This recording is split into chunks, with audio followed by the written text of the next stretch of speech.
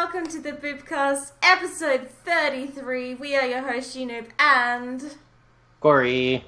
And this week we are discussing Chapter 5 of Volume 6 with our special guest, the host of Corner of Remnant, Emperial Dawn. Sup? You know, the sky, hopefully. Your girl's sleep deprived again this week, so that's good. Hi guys, hi Pishian, welcome to the Boopcast. Yeah, so chapter 5, that was a thing, and we're gonna talk about it. I was about to type in chat, and then I realized, did you turn off the... Will my thing go off? No, I didn't turn them off! Wait, let me turn them off quickly! Okay. Good lord, do not let that thing go off in the middle of actually doing the podcast. I wanted to make sure. There we go. Now it's off. Now you can type in the chat. Oh, goodness. Oh, jeez, and I didn't change the fucking spoilers. Oh, I was about to say. I'm doing so well today. It's great. I had everything prepped, and then I just forgot to change that, so... You know, great start. Yeah, awesome. Also, the other message still says our special guest is Bees. Oh, for fuck's sake, does it really? Yes, it does. Oh, for Christ's sake. Oh, we're having I'm sorry, I didn't change... Okay, I changed everything except for the commands, apparently. There we go. Almost there. You were almost I was so close. I do have that, though, so... There we go. Oh, streaming is a wonderful beast. Yes. Streaming is a wonderful thing. Yes, it is. So, Emperial Dawn, we have had you on the Boopcast before. Once or twice? Yes. I think just once, isn't it? I don't remember. I think once, but maybe twice. I think it was for chapter 8 last season. Yeah, oh god. Maybe there was someone else, but I know that was one. I thought you were on during season 4. I didn't think we had you on for volume 4. I didn't think we had you on for volume 5, though. I honestly don't remember. Because I definitely haven't streamed anywhere else other than here in Corner of Remnant, and Corner of Remnant didn't start till volume 5. No. And I know I did volume 5, chapter 8. Because I remember it was such a good episode amongst a lot of other people not thinking so. So I was like, yeah, I do remember that. Get that episode. Pishian says he thought you were volume 4 as well. I don't know. I don't know. I don't remember. What was it? I don't remember. What was that episode? What? I'm gonna look it up now because I'm curious. Volume 4, chapter 8 was the campfire. The campfire. God, if I was here, that's... Cause I don't think I was streaming back then, so I don't think so. Maybe. I'm going to have a look. Anyways. I don't know. Yeah, I remember, actually, now that you say it though, I do remember you on for being chapter 8 of volume 5, because that was the episode with the, like, Ilya reveal and everything. Ilya reveal, Watson Yang. Mm-hmm. A lot of good stuff that episode. A lot more good stuff this episode, I thought. Yes, definitely. This episode was really good, I thought. It very quickly became my favourite episode of the volume. This is up there for my favourite episodes. This episode is up there one of my favourite episodes of the whole series. Oh yeah, just definitely. Because, and not even because of the thing, and we'll get to the thing, but just because the characters, the location, the setting, it was just a really well done episode that was just produced flawlessly, and the dialogue and writing just really impressed me a lot. As it has this whole volume, to be fair. Yeah, definitely. I thought volume 5 started with a very good start, but as has volume 6, and has kept that trend longer than I think volume 5 did. At least kept it up to a higher standard than I think volume. Definitely. And I think I know you and me back. We praise volume 5. We both like volume 5 a lot. Apart from like episode 9 and then the finale 4, I think the rest of it we quite like. And I think this has kept up a very high trend. More so than volume 5 did. Volume 6 has. The answer is volume 5, chapter 8. You are not on for volume 4. There we go. Yeah. We solved that mystery. Okay. So what is that now? What is that now? Back to the third time I've been right? Oh, okay. I wasn't arguing with you. They were. I know.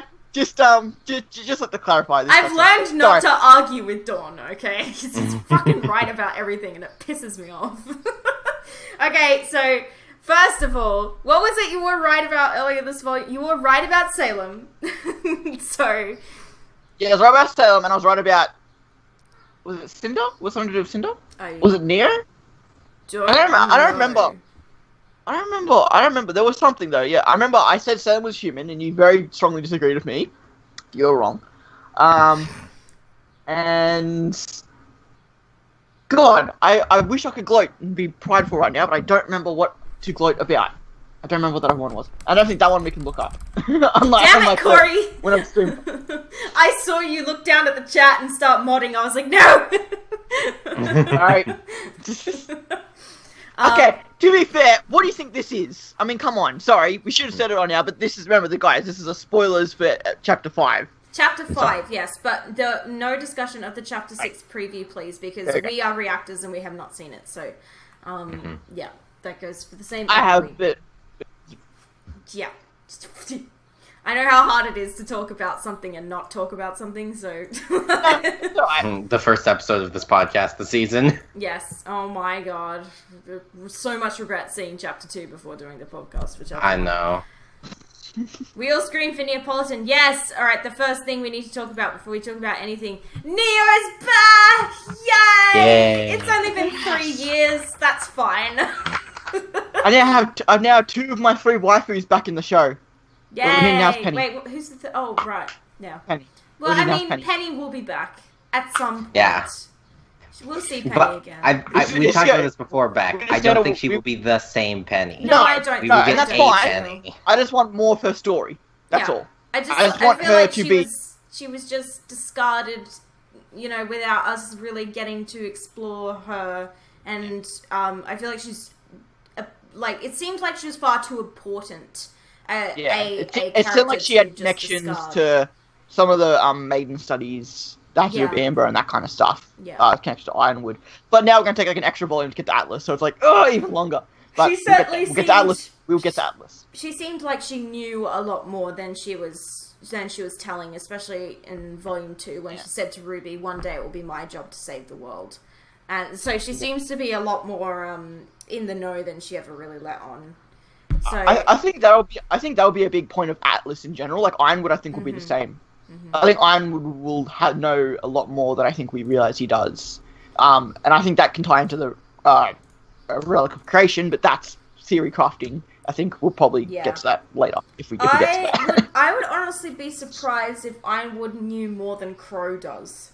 Yeah, I was literally thinking the exact same thing. I think Oz trusted Crow a little more than he trusted Ironwood. Yeah. Especially since Ironwood was the newest addition into the inner circle from the sound I don't think Ironwood knew that much compared to the others. I'd be surprised if he even knew everything about the relics, or even knew exactly what the relics is. Like, I think he knows what the vault is, he knows he has to protect it, but what necessarily is in the vault he might not know yet. I mean, the relic of, knowledge was all news to Crow. He didn't know any of that, so... I think he knew... I think he knew about it. He didn't know what it necessarily did. Yeah, he didn't know about Jin. Oh no, I don't think. No, he didn't know about Jin. I think he knew that. I think he knew what the first story that was being told about, like it grants so rich 100 years. But the fact that it was Jin and all that stuff, he didn't know. He didn't know any of that. Yeah. Knowing Atlas, they probably like, oh, we found this thing. Happens to be Relic of Creation, but they have no idea what it is. Oh, we'll use it, manipulate it because we're scientists, but not knowing that it's a fucking godly given relic, and they don't realize that's what they're projecting. Did I say wishes again? Did I say wishes talking about the relic of knowledge? I think you did. I don't know. And everyone lost their minds. Like, I'm sorry, they're not wishes. I'm sorry. They're not wishes. They're questions. I kept doing that. But listen, she's a genie, okay? Yeah, she is a genie. Get off our backs about it. I called them wishes at some point as well. Because he's in corner of Renren as well, and he keeps saying that in chat, and I don't know if he's right or wrong. He just keeps calling me out, and I can never tell if he's messing with me or not. Alrighty, so anyway, we will get to the episode in just a second. I do want to talk about the Kruby and the Rewind very briefly. So the Kruby this week was called See, Think, Do, and it was all about animating the fight between Neo and Cinder and how they incorporate different elements into the fight scenes for Volume 6. So the most interesting thing that they talked about to me was the rule of see, think, do, which is a rule that they try to follow when they craft a fight scene between two characters or between several characters, in that they use the character's eye line more than anything to make the fight feel more realistic and less like it's just a couple of robots attacking each other. So what they talked about was when they have a couple of characters just going at a good scrap, they talked about the fact that they had Cinder at one point look at Neo's leg as she was about to kick her, and then look back up at Neo in time to block her strike. So it's just little tiny like things that you can't even see in the fight because it's so fast. But the fact that it's like literally when they showed us that in the Kruby, it happened over the course of like 5 frames. Yeah. It's so fast. It's like the eyes will always track the incoming strike. Yeah, exactly. Which is always like a nice little just a nice touch. And it's a good way to just like do to like how to make the facial expressions always just keep the eyes tracking something, and it's always just tracking the most incoming limb. So that's a very nice touch. And it seemed to me that, you know, because they were discussing how the craft a fight scene and all that kind of stuff. It really seemed like, I guess this is what I got from it, that it seemed to put a lot more in the animators' hands. You know, they didn't show us storyboards, they didn't show us pre-planned fighting, they just showed the animators doing it, and I hope that's how they actually got around doing it. Because like, I was saying, I think on Twitter, that this might be one of my favorite fights since maybe like Volume 2 or something, you know? This fight was extremely good. So, and I hope that's a credit to the animators just doing it. I know the 4 animators that did it. I know Melanie was one of them. I don't remember who the other 3 were, sadly. Go check Melanie Stone's Twitter. Yeah, she linked to the other animators there. The 4 of them did it, and it was fantastic. It was fantastic. And I hope that was their creative freedom. Don't get me wrong, if that was Miles and Kerry telling them to do that, then good on Miles and Kerry. They're much better at planning a fight scene. I love Miles and Kerry, but I doubt it. Yeah, no. But I think it's more appreciative of them to give the animators the go ahead to do it themselves. Yeah. Than to you know, talk them up for planning it themselves. Either way, we got a good fight, so it doesn't matter to me. Just keep doing that, whatever you did, basically. Definitely. Yeah, because didn't Eddie talk about in the Kruby about like how they had like general choreography down, but they did leave quite a bit of it up to the animators themselves to like fill in the gaps, kind of. Rewind when I was watching it because I was working on the graphics. You mean the Kruby? The Kruby, sorry. God. You're so tired. I'm so tired. Yeah. So yeah, definitely. I would say it's probably the best animated fight since Volume 3. Because Volume 3 contained things like Yang versus Mercury and Pyrrha versus Panny, which was quite well animated as well. But again, that's the last volume that we had Monty's animation in the show. And nothing can ever really top that man because he was a freaking freak, but as far as animating was concerned. But this fight, definitely the best animated fight. He just had a very, very satisfying style. He did, I feel yeah. like. Was a good way to say it. He understood how to animate a fight scene, and that's something I feel like the Kruby has had to grow and develop over the last couple of volumes, and learn sort of not how to mimic him, but how to live up to the standard that he set. So. I think with this fight, it's a different style, but it is just as well done. Yes, I think it's a bit faster, it's a bit different, it's not the same, but it's still like, again, like this is personally. I like this as much as Neo's fights in Volume 2. Oh, yeah. And I like this as much as Crow and Tyrion, which is one of my other favourite fights in the show. I love Crow versus Tyrion. Yeah, that was the one I was going to bring up, because I know that at least Beck, that was one of Beck's favourites. So. Oh, yeah. That is my favourite. It's still my favourite to this day. Just really, really well animated fight scene in Volume 4, which was a pleasant surprise, actually. I love the like between the two characters in that fight. It's just they were so evenly matched, and I loved that. But Neo versus Cinder definitely really, really, really good fight scene, and unexpected as well, which was it's funny, you know, that I feel like the Neo return took everybody by surprise this week, and I don't understand how. Like, Cory, you were saying something to me after we saw the episode about how you, at the beginning of your reaction, you had a feeling that we were about to see Neo, and then when you did see Neo, you were like, what? Yeah. Like, even though I was 100% positive Neo was going to be in this episode. Neo appeared in this episode, and I was somehow still surprised. I was like, oh my god, Neo's here. What? Yeah.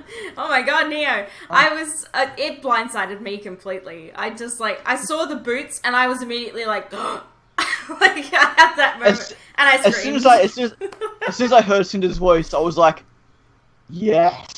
Because it was just black. It was a black screen, and Cinder was talking to Miss Malachite, and all he hears that, do you have my information? And I was like, we're back here. Yes, that means good things are about to come. Yeah.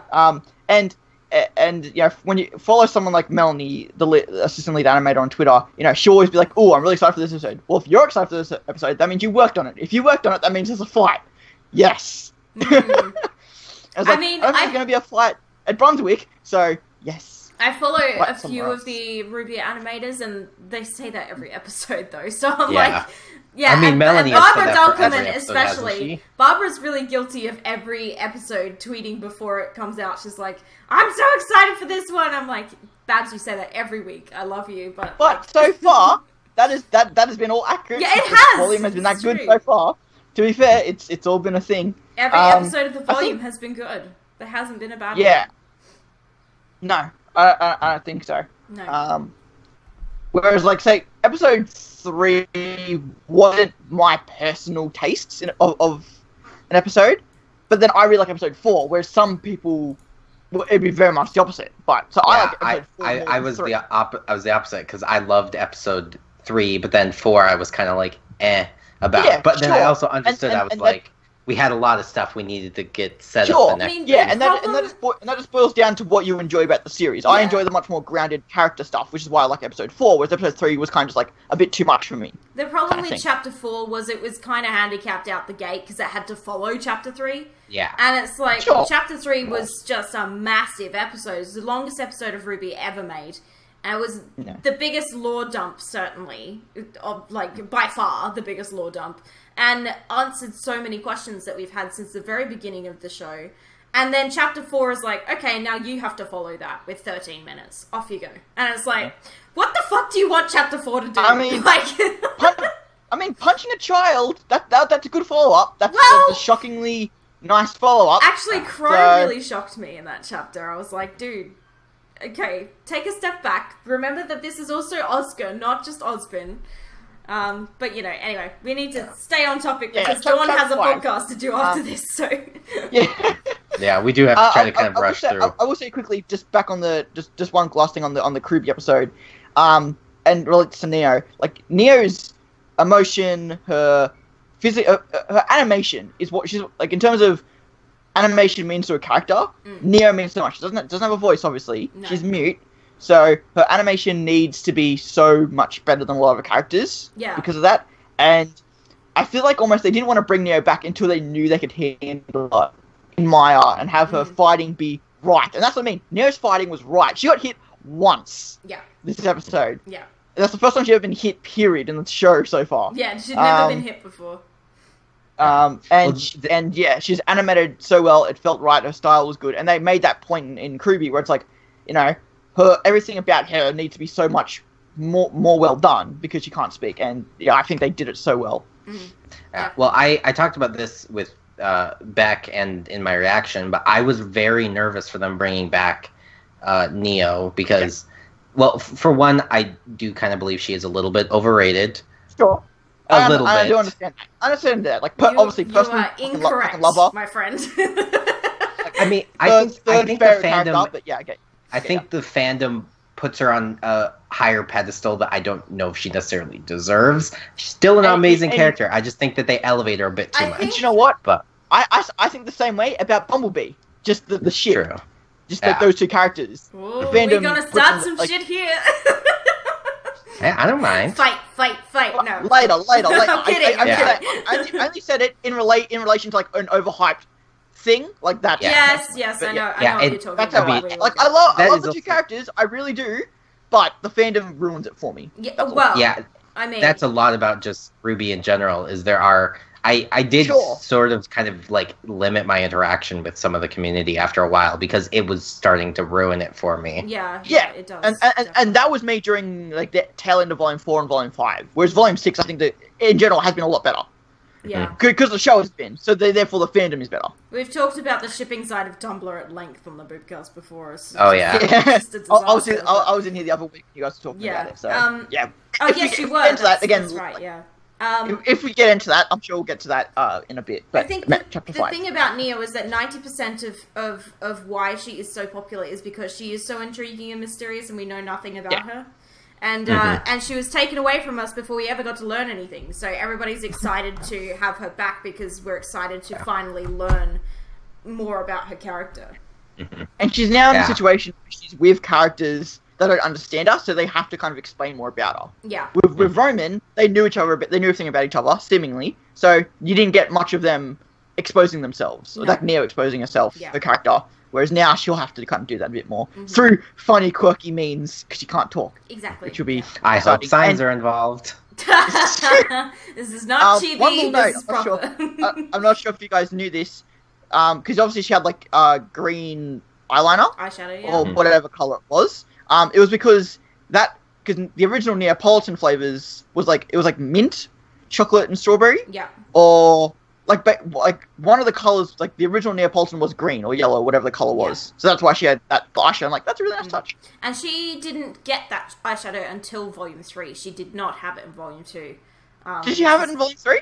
Yes, she did. Oh, well, I didn't know. I thought that was a completely new thing. Wow. She had it briefly when she was driving the ambulance with Mercury and Emerald in it. She had green eyeshadow there briefly. That was in disguise. I don't know if that counts. It was in disguise, but still. Well, I mean, that was the only other time that she's had it, and now we've seen her again. She's got it now, and she's had that disguise on and looked in the mirror and like, I really like this look. Yeah, I'm gonna keep it. Form.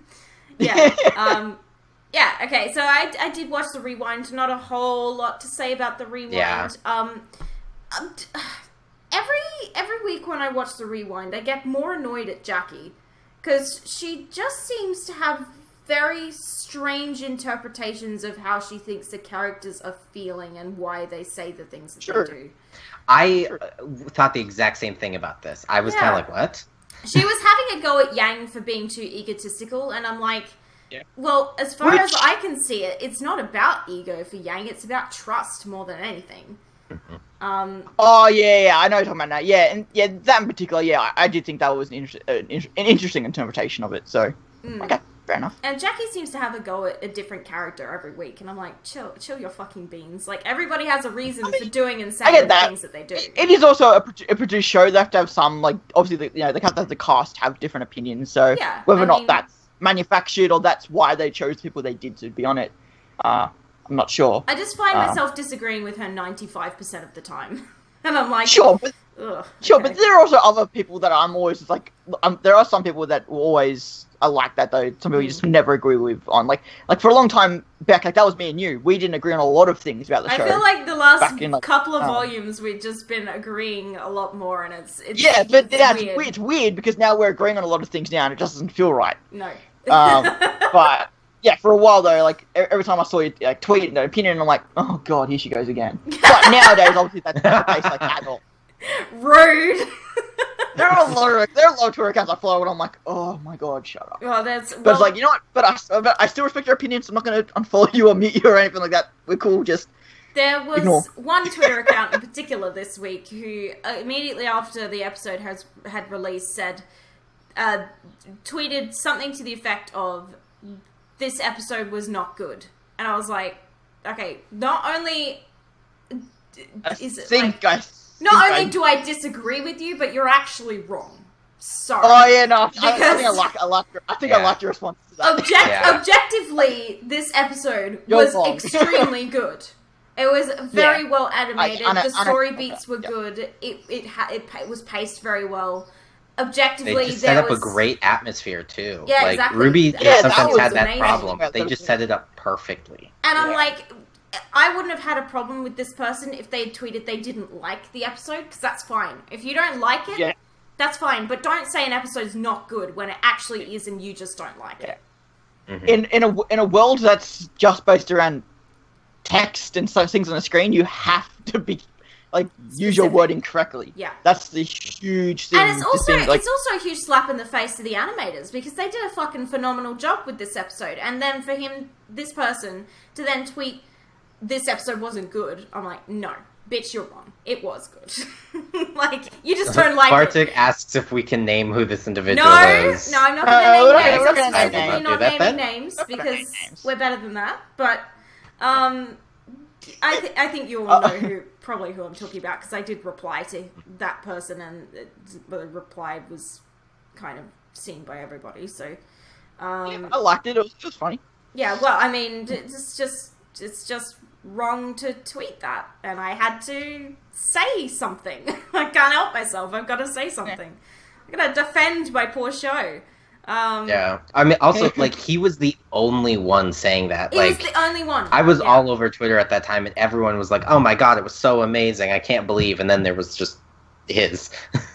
I think I know the RubyTuber you're talking about, Pishin, and they have shat on every single episode of Ruby ever since they started reacting to it. They upload like every other day, and it's just always some fucking bullshit. And every time, because I check Ruby, I go YouTube Ruby Today. I check that every day just to see what pops up, and like look for a new reactor or whatever. And this channel pops up all the time. And again, it's annoying. One thing I find annoying about YouTube, and surprisingly, it's only the one thing. I know a lot of people have other opinions on that, but the only one thing I don't like about YouTube is just how at least with Ruby, always recommends the critical videos, always recommends, because those are the ones that get views and get attention. It's just like, there are so many positives out there. Shut the fuck up. And it's like, YouTube, stop throwing them in my face. Yeah. I've never watched a video of that said person. I think I watched maybe a minute of one. I'm just like, no, this person isn't even being critical. Just I've only seen a couple of their videos, and it's like, I get a minute in, and I'm like, how does your brain even work? Like, I don't understand how your brain works, because it does not work correctly. Goodness. I'll have to ask you guys who afterwards, because I have two different people in mind, and I can't... I'm like, okay, there's one's not as bad and one's kind of bad, so I'm like, I like kind of Dan's reviews, because he's very objective with his reviews, and he doesn't just bash the show for the sake of bashing. Oh, yeah. Shout out to Kyle Dan, good guy. Shout out to Kyle Dan. Okay. Yeah. So they had the lead sound designer, Chris. I'm not going to say his last name because I'm going to butcher it. But they had him on the Rewind this week, and it was really interesting to hear him talk about the sound mixing and the sound design for the episodes, and especially this one in particular, because it had almost no score for the entire chapter, which is a very strange thing for Ruby, because Ruby's quite score heavy as far as the episodes are concerned. We had a brand new song for the fight. Do you know what's also awesome is finally going back to our roots of animating a kick-ass 1v1 fight to a bloody awesome rock song. And we lost that in Volume 5. We seriously lost it. It went walkabout in Volume 5, something chronic. I think the problem I always had with Volume 5 is the fact that there was no new song apart from the start of the season, the very start of the season, and the very end. Yeah. There was nothing in the middle. That's what always threw me off. So I'm glad. I don't care if we get another new song until like the credits. We just have one at the start and then one at the middle. That's what, I'll take that. Yeah. Hopefully we'll get one towards the end, but that's all I wanted. All I literally wanted the season was just give us one extra song in the middle of the season, because you didn't do that in Volume 5. Yeah. And the first thing that blew my mind about it was one of the first lines in it was "Time to Die," and I'm like, it's Neo. It's referencing to "Die," which was the song they played when she was introduced. I feel like it's a nod to "Time to Die." Or Die. The song is just called Die. Just Die. Yeah. It's a nod to it, certainly, but people are taking that idea and running away with it and being like, it's Die Part 2. I'm like, no. Well, that's what I initially thought. I think that's a fair initial thought. But, just go check Flint of Ruby and he'll tell you otherwise. Yeah, exactly. Like, go do your research, bitch. Yeah. And also, Tumblr just doesn't do the meanings research, behind that's the problem. and then the meanings behind the songs are much more different. They are different. Other part twos have been more.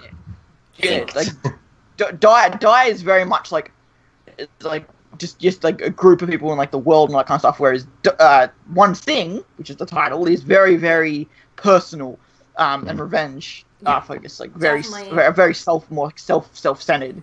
And we'll talk more about One Thing in a little bit, but we will chat about the episode now. So yeah, Neo's return definitely took everybody by surprise. But before we move off the rewind, I wanted to say which of the different episodes the clips that they showed was your favorite? I don't know. I thought they were. I loved lame. 3. It's been a while since I saw them. Really? Yeah, I was expecting something a bit more than what they were, I think. So I was like, nah. Well, I assume they were just like little last minute little things. Like I wouldn't expect. I wasn't expecting that much from it. I actually really liked the Adam one. Yeah, that's the Adam one was very funny. So I'll go with Adam's one. That's one I remember the most. I liked the one on the train because it just completely changed the tone of that fight, and like it was really intense in the show, but the music they changed it to for that one made it seem more like, oh, we're just hanging out, killing things, buddies, you know. I mean, I remember for that particular part of that fight, every time I see the like first couple minutes of chapter 1, all I can see is Blake just treading air.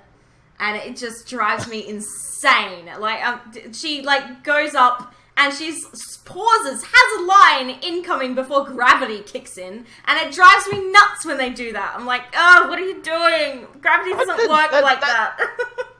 I thought that was at least somewhat fun. Much better than, like, Ren's in Volume 4. Oh, yeah. So that's why I didn't notice me too much. And it was very zoomed in, so it wasn't like a wide shot. You actually kind of saw the pause in the air and everything like that. I think what was funny is that when I saw episode 1 of chapter 5, and I saw, Ruby cut the Grim in half, and then boasts, and then Weiss come past her, and I always thought, there's a bit of a time gap there. When I saw the audio clip from Ruby Rewind, it just emphasized that so much more, like the pause before Weiss skates by. I'm like, wow, I thought there was like a long gap there, but now seeing those different audio track, it emphasizes that so much more. It does, yeah. Mm-hmm.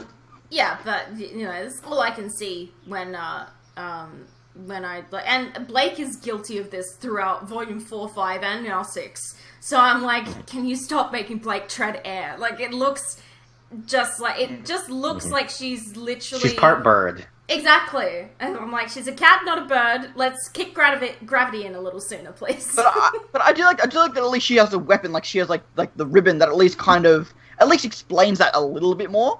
Like in terms of like how she just like darts around there, like obviously she pulls herself with the ribbon and stuff. So at least that's kind of like a sort of momentum act to it. At least I'm just saying there's something there.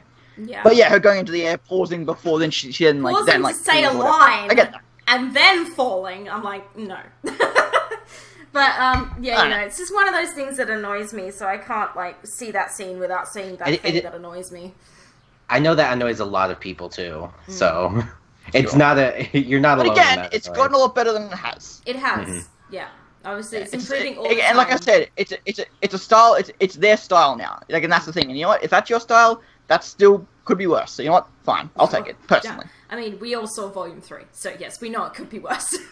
Some of the fights in Volume 3 were questionable at best. Anyway, even in Volume 4, Volume 6. Volume 6. Yes, Neo's back.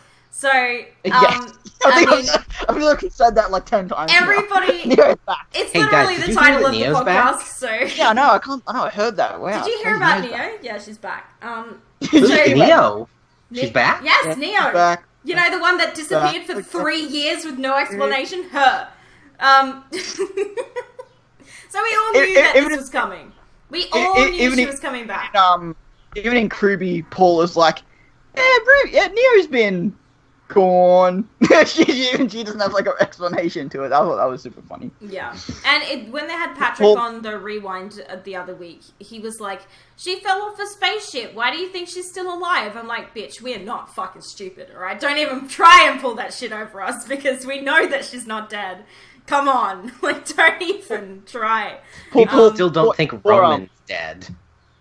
Although I think after this episode, people hopefully think Roman's dead. But they don't. That's the thing. I think Roman's dead. Roman's very dead. Okay. I mean, we all believe here, but I've seen people still no body, no dead. Well, I mean, we saw him get eaten alive, and then the Grim that ate him blew up. He's dead, okay? He's fucking dead. There's a spoiler gif on Twitter from RT. Thank you for the warning. I'm going to mute the account later. Yeah, they always do that Friday. Spoilers. I always have... So, yeah, fucking Rooster Teeth tweeting fucking... yeah, anyway. I love you, Rooster Teeth, but stop! You're killing my reactions here. So, yeah, I love that not only do they just, like, chuck us straight into the Neo reveal in this chapter, pretty much. They don't, like, beat around the bush. They don't make us wait. They're like, oh, and here's Neo, and now here's Neo in a kick-ass fight scene. It's like the first thing we see go do. Yeah, that is a very spoiler gif. I hadn't, like, that, really? I thought there was gonna be something from chapter 5. That's something from chapter 6. Excuse me while that's I bring up Rooster Teeth. That was a very spoiler unmuted gif. Quickly. I'm just gonna mute Rooster Teeth right now, so I don't see it. Yeah, I'm not even gonna go on the feed. I'm yeah, just gonna mute them because I don't want to. Yeah. No. I mean, it wasn't like bad, but it was just like, wow, okay, fair enough. Okay, they are now muted. I will not see that gif, hopefully, unless somebody I follow retweets it. Which is entirely possible. God, I'm fine with them posting GIFs if it's like something like what they posted last week, but if they're gonna post a spoilery GIF, can you not? Like, seriously? Like that wasn't from the rewind preview, which I think that's alright. If you're gonna, that's what I mean. It wasn't from the rewind preview. If it was, then it's like, okay, that's fine. But yeah, it was something completely different. So there we go. For fuck's sake! Like, they know that people react to their shit. Why are they even posting them at all? Drives me nuts. I don't know. But it gives me more information than I wanted. Oh, goodness. Okay. Well, I'm gonna just avoid Twitter like the plague for the next 24 hours then. Yeah. Until I see the episode. Yeah, so to like, give us back Neo finally, after we've been anticipating this for so long, and after they teased her in the intro, and to have the first thing she does is kick Cinder's ass is so satisfying. And I mean, like Cory said, we were all a little bit concerned about Neo's eventual return, and like, because we know that she has a very unique style of fighting and a very unique way of moving, and I was more than pleasantly surprised with the I think this was as good as they could have done. I think this was the No, I think this was really, really good. Yeah. And one thing I had a criticism I told you about, Beck, is that during this fight scene, I was like, why did she never, like, we learned that she can, like, bring the blade out of the tip of her umbrella. Why did she never do that? I think it's a bit cumbersome, is the thing. No, but that thing is, in rewatching it, you can see there are a couple times where she did.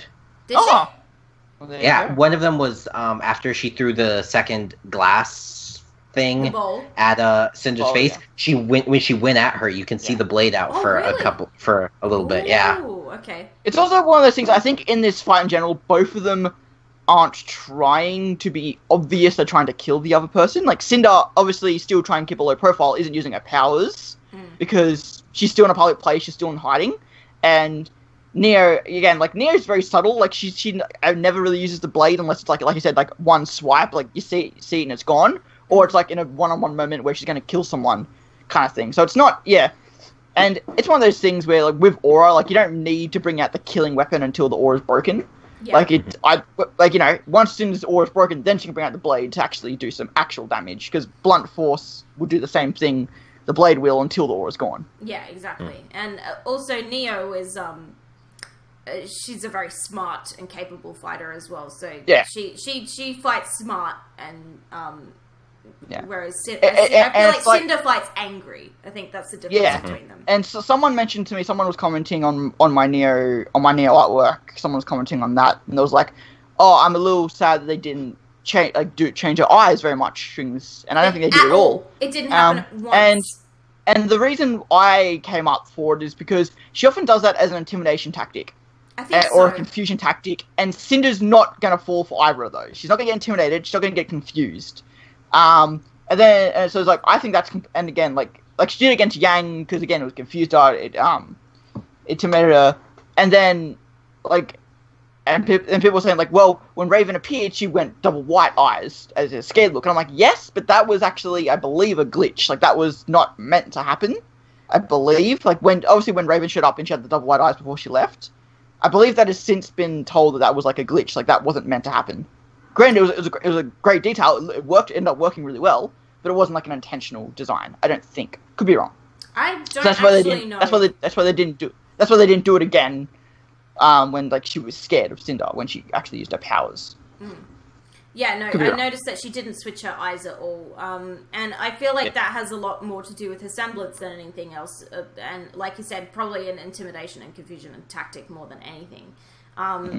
Because we know Yang's eyes change colour with her semblance, and, like, we know that Neo's semblance is something illusionary, but we have yet to understand her really fully.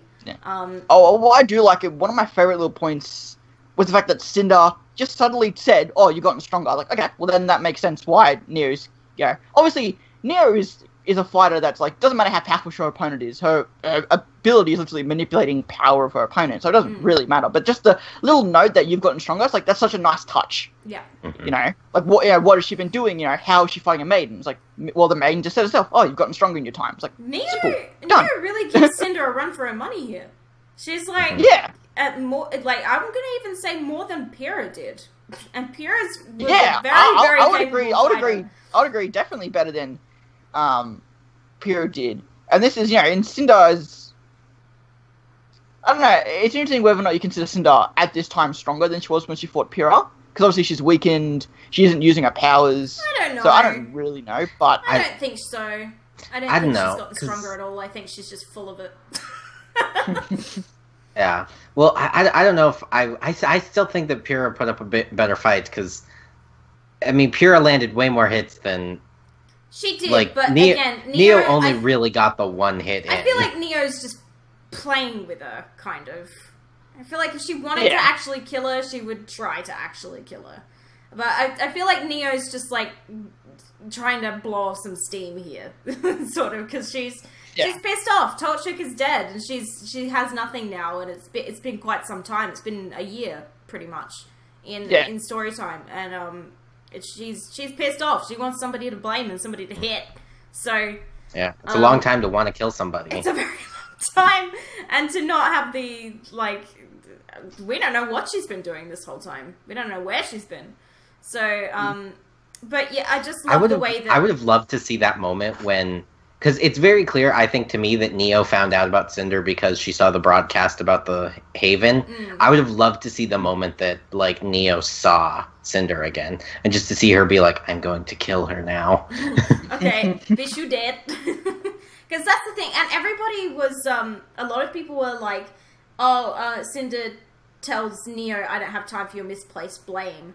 And I saw one comment that was like, well, her blame is still misplaced because, what was it? I can't remember now, but they were saying about how, like, Ruby didn't actually kill Torchwick, and I'm like, it was the Griffin. Everybody's forgetting that Neo wasn't there when Torchwick died. She doesn't know what happened. Yeah. So exactly. She has to go off her assumptions, and it's either the person that was last fighting, which was Ruby, or the person that got him into this mess in the first place, which was Cinder. Yeah, exactly. So either or, like I wouldn't say either is more misplaced than the other, but if anything, I always admire the idea of fighting the higher up, fighting who really caused all this, not just the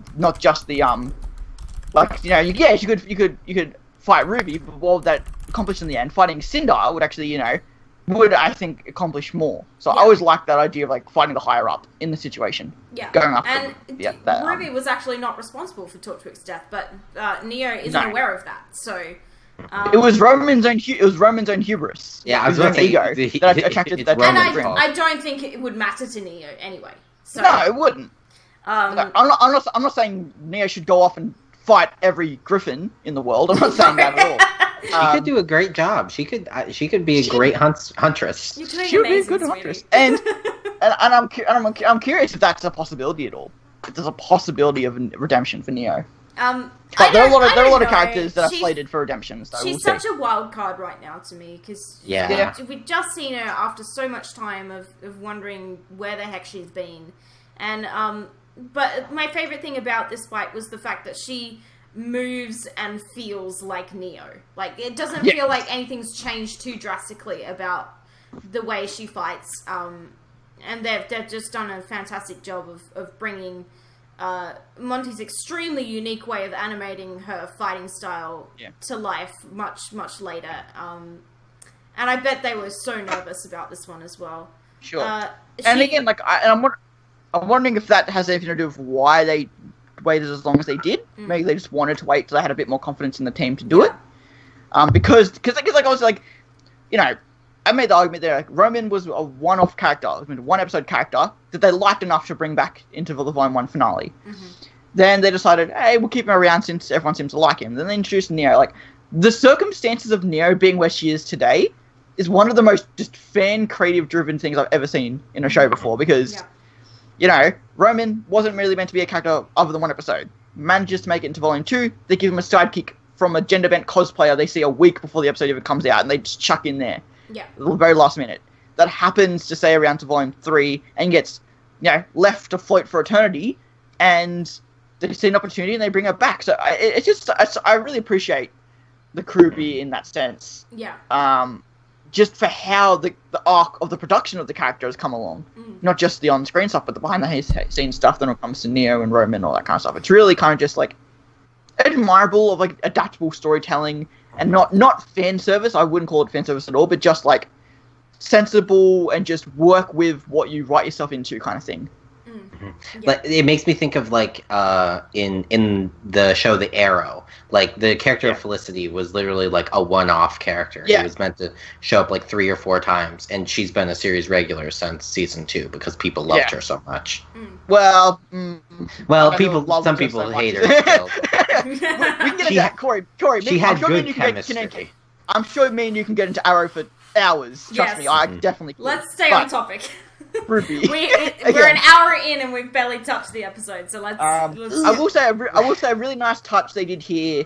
Like they also did really nice touches. Like they nodded a lot to previous fights with Neo and Cinder. Added like a lot of things in there, like showing Cinder's hand-to-hand things, which we saw back in Volume 2, was a really nice touch again. Seeing her hand-to-hand combat, because we haven't seen that much. It's cool to get that reestablished. And again, her being like hidden, so she doesn't want to use her swords or her powers. She wants to. She used a fire punch once, which the people could be like, "Oh, dust." True. So, I was gonna say, I was like, do you think that was her maiden powers, or was that? I think so. Dust? It wasn't it probably just like looked like dust to everyone else. And then at one point, Cinder does a double backflip, like kickflip, which is immediately reminded me of when Neo did it to Yang in the train, where she did the flip kicks, then did it again to hit Yang when she like dodged the first one, and Cinder did that same move, a similar one at least. So I'm like, I wonder if Neo got that from Cinder just at some point. It's like that's just a nice little, nice touch, nice little replay of that move there. I love that they used Neo's evasive mode in this fight as well, because I feel like Neo has a few different modes. She's got like all legs mode, because she's mostly legs when she fights. And then she's got umbrella deflect mode, where she just constantly deflects stuff with the umbrella to piss her opponent off. And then she's got super evasive mode, which is all hips. And I love watching her. She's got hips. Because she's all hips, and it's so nice to watch, because I'm like, yes, Neo, yes. It's so, I freaking love watching Neo fight, and I love that they did it justice. And because of Neo's style, it's so believable to fight some of the most powerful characters in the show, even like maidens, because just of the how she manipulates power and like strength. We don't know a lot about Neo's character, but she seems quite young to me. She feels like she's quite a young person. So I'm like, if she's already... I mean, she's also yay big, so... She's tiny, as well. So if she's already taking on a full maiden, being so young... I wouldn't say take on a full maiden, because as soon as Cinder brought out her power, she was like, oh shit, okay. I mean, but like, Cinder is Cinder. She's capable. I definitely. I think so. But, imagine how much more formidable she'll be in, like, 10 years, you know? And I guess I just thought of this now. I like the idea that she was scared of Raven, ran away, Raven beats the fuck out of Cinder, Neo gets stronger, and it's like, oh fucking hell! Like, and then it takes like I don't know. There's something about this linking between Cinder, Raven, and Neo that I kind of like. I just thought of it then. I can't really explain it, but there's like something there that I like about the situation. But also, like, Cinder wasn't actually trying to hurt her, so if she wanted to, she would. But because that thing at least becomes clear in the second half of the fight is that she is literally just here to. She's like, wait, I can use you. Yeah, I need to get you. I need to manipulate you. Yeah. The enemy of my enemy is my friend kind of situation. Exactly. They've been partners in the past. Cool little Vital Festival team up once again. Yeah. So one thing I've noticed about this fight in particular is all of the the white flashes on the punching and the kicks. It sort of makes the whole fight. It makes the whole fight feel a lot faster than it actually is. If you if you really watch it, the animation.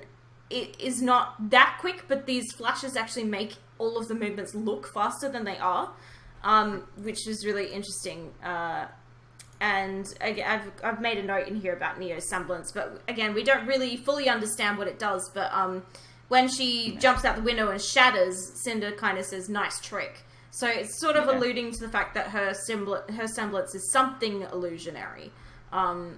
Which we knew. They have called it a physical illusion. It's a physical real world illusion, whereas Emerald's is mental. Only that one person sees, whereas Neo's is a physical illusion that everyone can actually see. Yeah. But it's very breakable. But it's gotten a lot stronger because I've seen some people theorize that Neo was in her illusion the entire fight. She actually had an illusion over her the entire fight.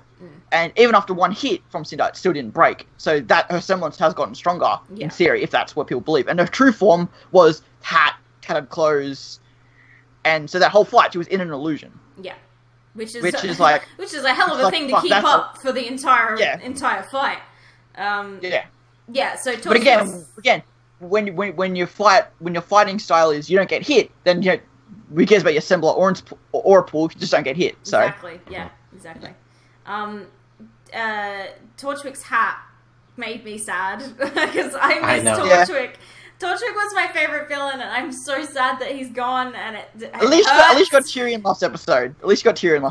But the fact that they then in this bit used Torchwick's piano run for the score, I was like, you cannot do this. That's not right. Because if there's one thing I miss more than Torchwick, it's his freaking score. Because that was my favorite, and I miss hearing it. And I'm like, you can't do this to me. This is rude. How dare you?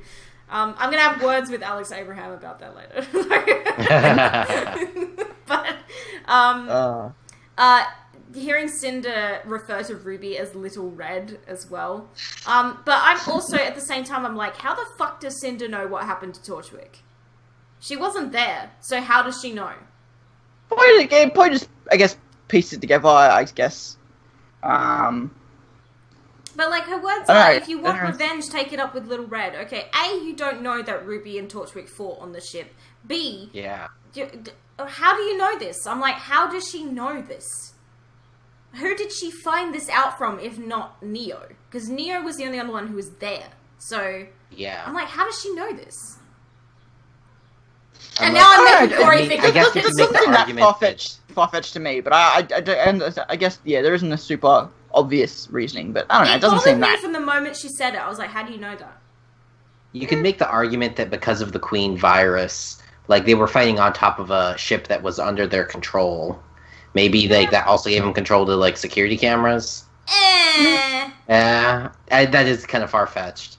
Or who knows? Salem's god magic did it. Well, I mean, I would get if Salem knew, but Cinder. Well, we also don't know what Emerald and Mercury are really doing during the battle beacon. So they could have been just scouting a bit more. They could have realized something or saw something. Or the only other possibility it seemed like they were charged with Salem. Roman's scroll was connected to the Queen virus network, and Neo took a photo of Ruby right before that all happened. So that's, I think, a possibility. Or who knows? Maybe this isn't Neo and Cinder did meet up at some point, and Neo said the last person that saw Torchwick was Ruby. Can you find him? And Cinder was like, yeah, sure, whatever. Again, I don't think it's that, there's a fair point that you brought that up, but I don't know. I didn't notice it.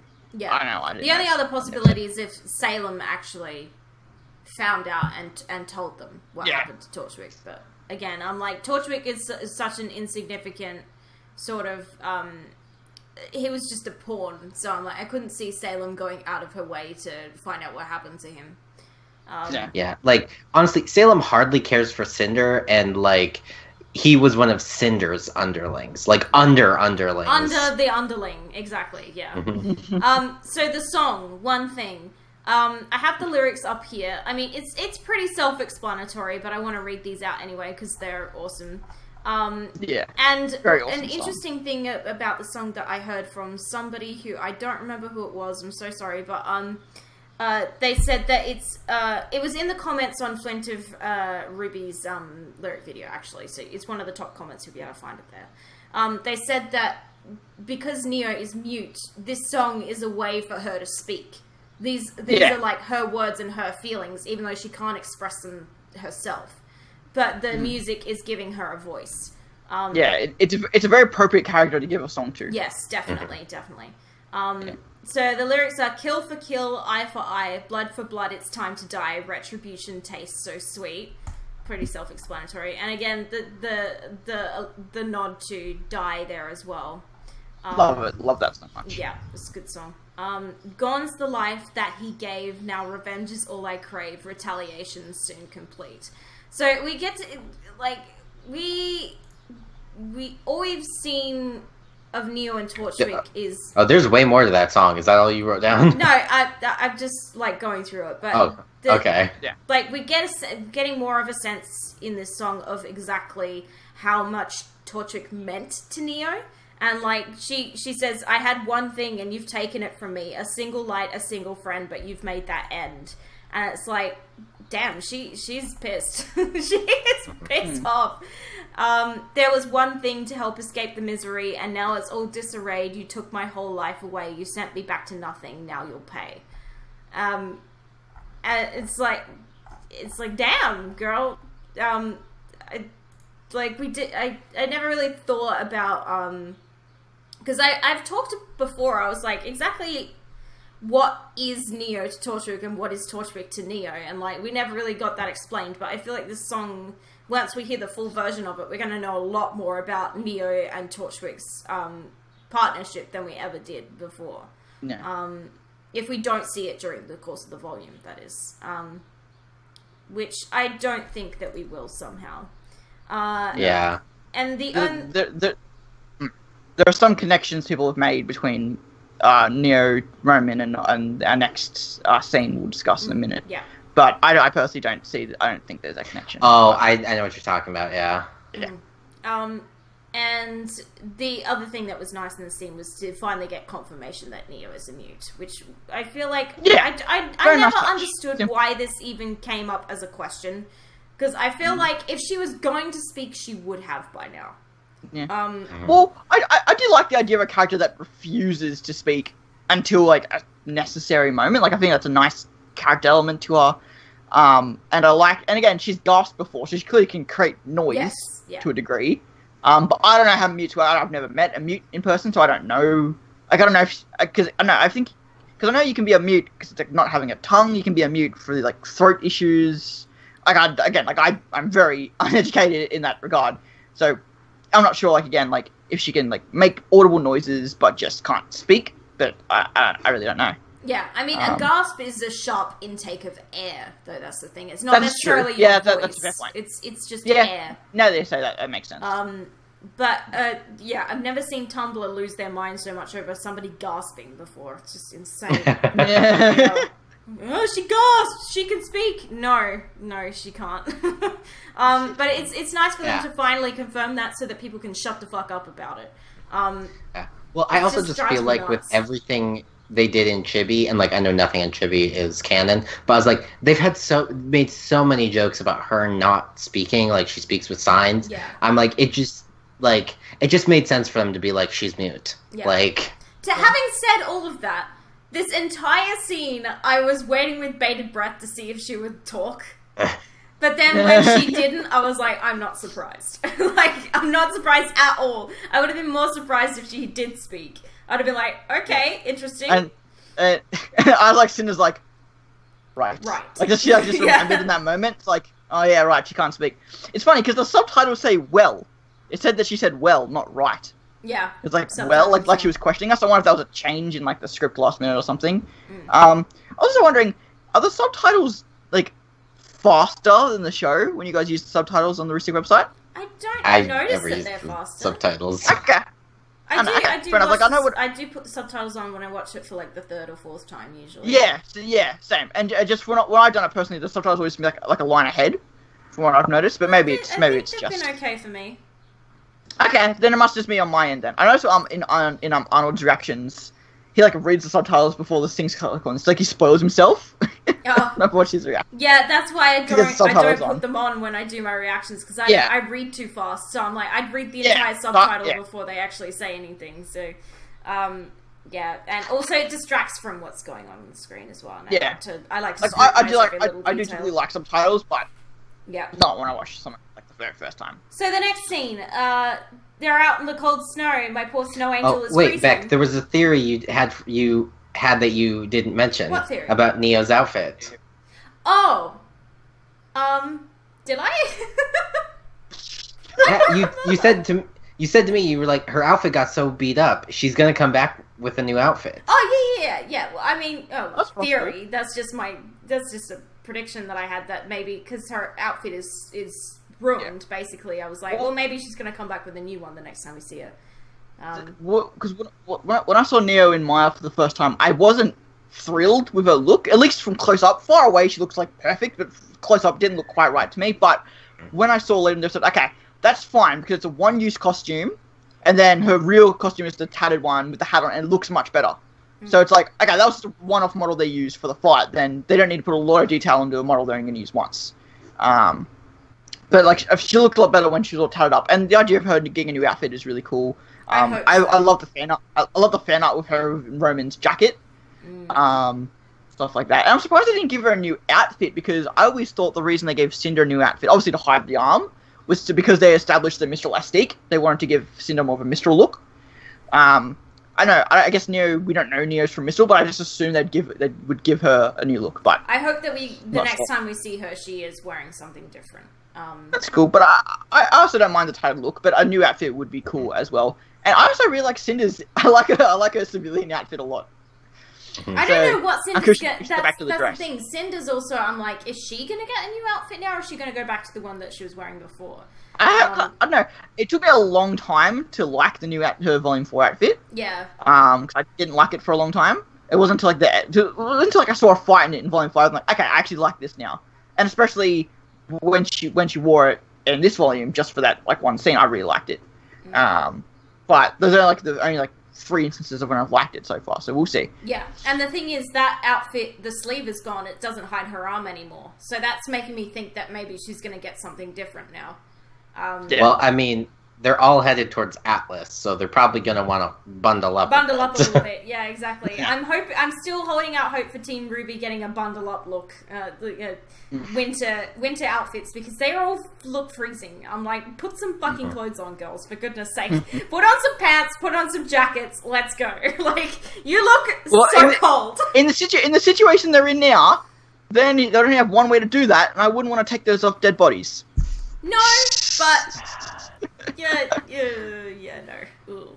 So, I don't like the thought of that. Speaking of that, I guess we're going to talk about Brunswick Farms. I mean, I guess in the houses there would be closets full of clothes that they could just take. Yeah, but I'd still be sketchy. I'd still be like, there's something here. Yeah.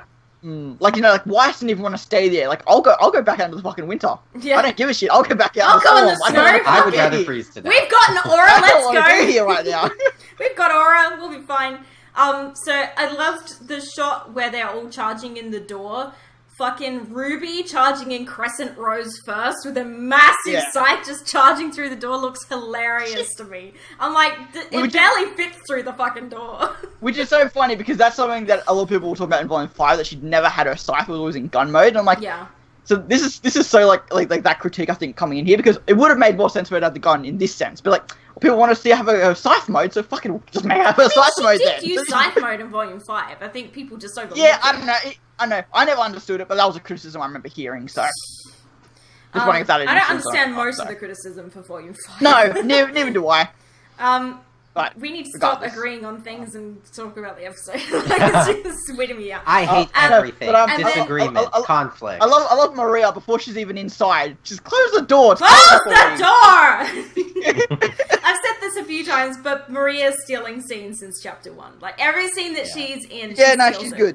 She steals the show from everybody else. And I'm like, I'm like, who are you? Why are you here? What's your deal? Like, why is nobody asking these questions? Who are you? Why are you here? I need an explanation. I imagine sometimes digging into someone's personality can sometimes be off-putting. So maybe it's like, okay, we just have her here, let's just deal with her. Let's not, like, be rude and kind of ask her a damn life story. Even though she might be someone who's very willing to tell them the life story, they might just be like, yo, let's just run with it for now. See, for me, it would don't want to cause more drama. It would be the first thing that I ask. I'd be like, okay, bitch, who are you, and what are you doing here? Well, that's the thing. You're very assertive. You're very assertive like that. I am. Imagine you in that situation doing that. I am. I'm more worried after like she saw the history of the world and like she'd learned a little bit too much. I'd be like, okay, who are you? Can we trust you? What's happening? Exactly. Do we have to? Do we have to kill an old lady in the snow right now? It's like, her was like, I'm an old lady. I've been through so much already. I won't even live through all this stuff you guys are dealing with. Let's just make sure that doesn't happen sooner rather than later. Yeah. And then the other thing that made me laugh in that shot was Oscar's face when he came through the door. He's like, where's the danger? And he's just like, yeah, exactly, yeah. Oh, and, Wait. He's getting his cosplay now. There we go. There we go. And the look is complete. And the handle's coming off. Whoa, gee, it is falling apart.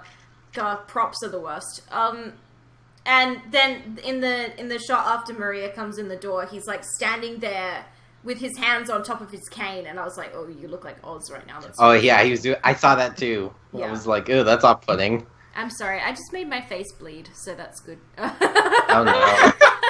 I'm just like subtly trying to sort of fix it, but it's not really working.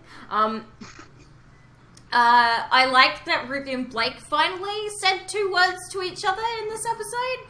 And I feel like every episode we see more of like his Miles and Carrie listening to the criticisms that we've had for the last always. I mean, granted it was in a fight, but they spoke. They had one line in episode 1. Granted it was like in a fight, but they did have a one-on-one line in there. But yeah, But I do like that it's not like addressed, because obviously that's just like what is on screen, what's off screen. Obviously they've talked. Obviously they're good friends. They're just, in terms of the on-screen stories, they haven't had a reason to interact. No. So I like they didn't make a big deal of it. Kind of thing. Yeah. So I think that would have been very off-putting if they made a big deal. It's very subtle Ruby and Blake moment. Hey, Lisa. Yeah. Hello again. Hello again. Thank you for the host. And Weiss's scream was the fuck.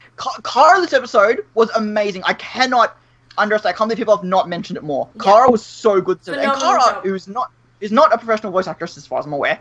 No. She's done some stuff before though.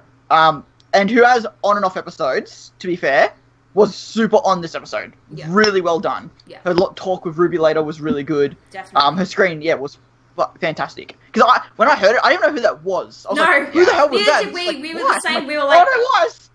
Because then Ruby goes, Weiss! And I was like, that was Weiss? Like, yeah, really? Exactly. I think. Exactly. And then I was immediately like, what have they done to my snow angel? I know, exactly. What have they done now? And I didn't realize too until they started saying stuff later that Yang was also there as well on the ground as well. She was also there. Yeah, she was there at the same time. She went upstairs because Crow was like, Yang, go with her. They panned out. I was looking at Weiss. I wasn't looking at everyone else in that scene. I was like, Weiss, are you okay? Weiss, are you okay? Yeah. Oh fuck, dead body.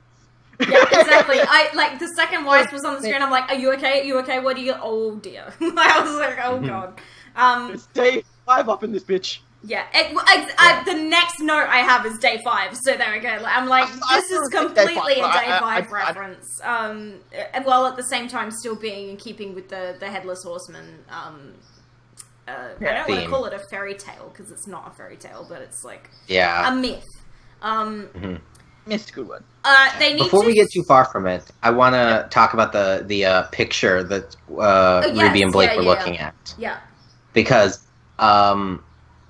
did the guy on the right give anybody else like weird vibes? I feel like he was way more detailed than the other ones. I didn't notice him until like the 7th time I watched the episode. And he was the first one I looked at. The first people I looked at was the family in the middle because I thought they had 4 daughters, and I was like, "Oh, that's weird." But then, upon looking at it later, it's every 2 time daughters and 1 anything son. now, everyone just loses their mind. The 4 is just like this, like holy number in RWBY now. I'm seeing maidens everywhere. Yeah. Well, the other thing is, I did want to talk about that the family is in the middle is that the parents are clearly the 2 that they found in that room. Yeah. But shouldn't that mean that there are a son and 2 daughters' bodies elsewhere in this house? Yeah, probably. Well, Because, surely they live in the same house. Yeah, I mean, what they'd be character in a did you different say room. gave you vibes? The far right one, the guy with the gun.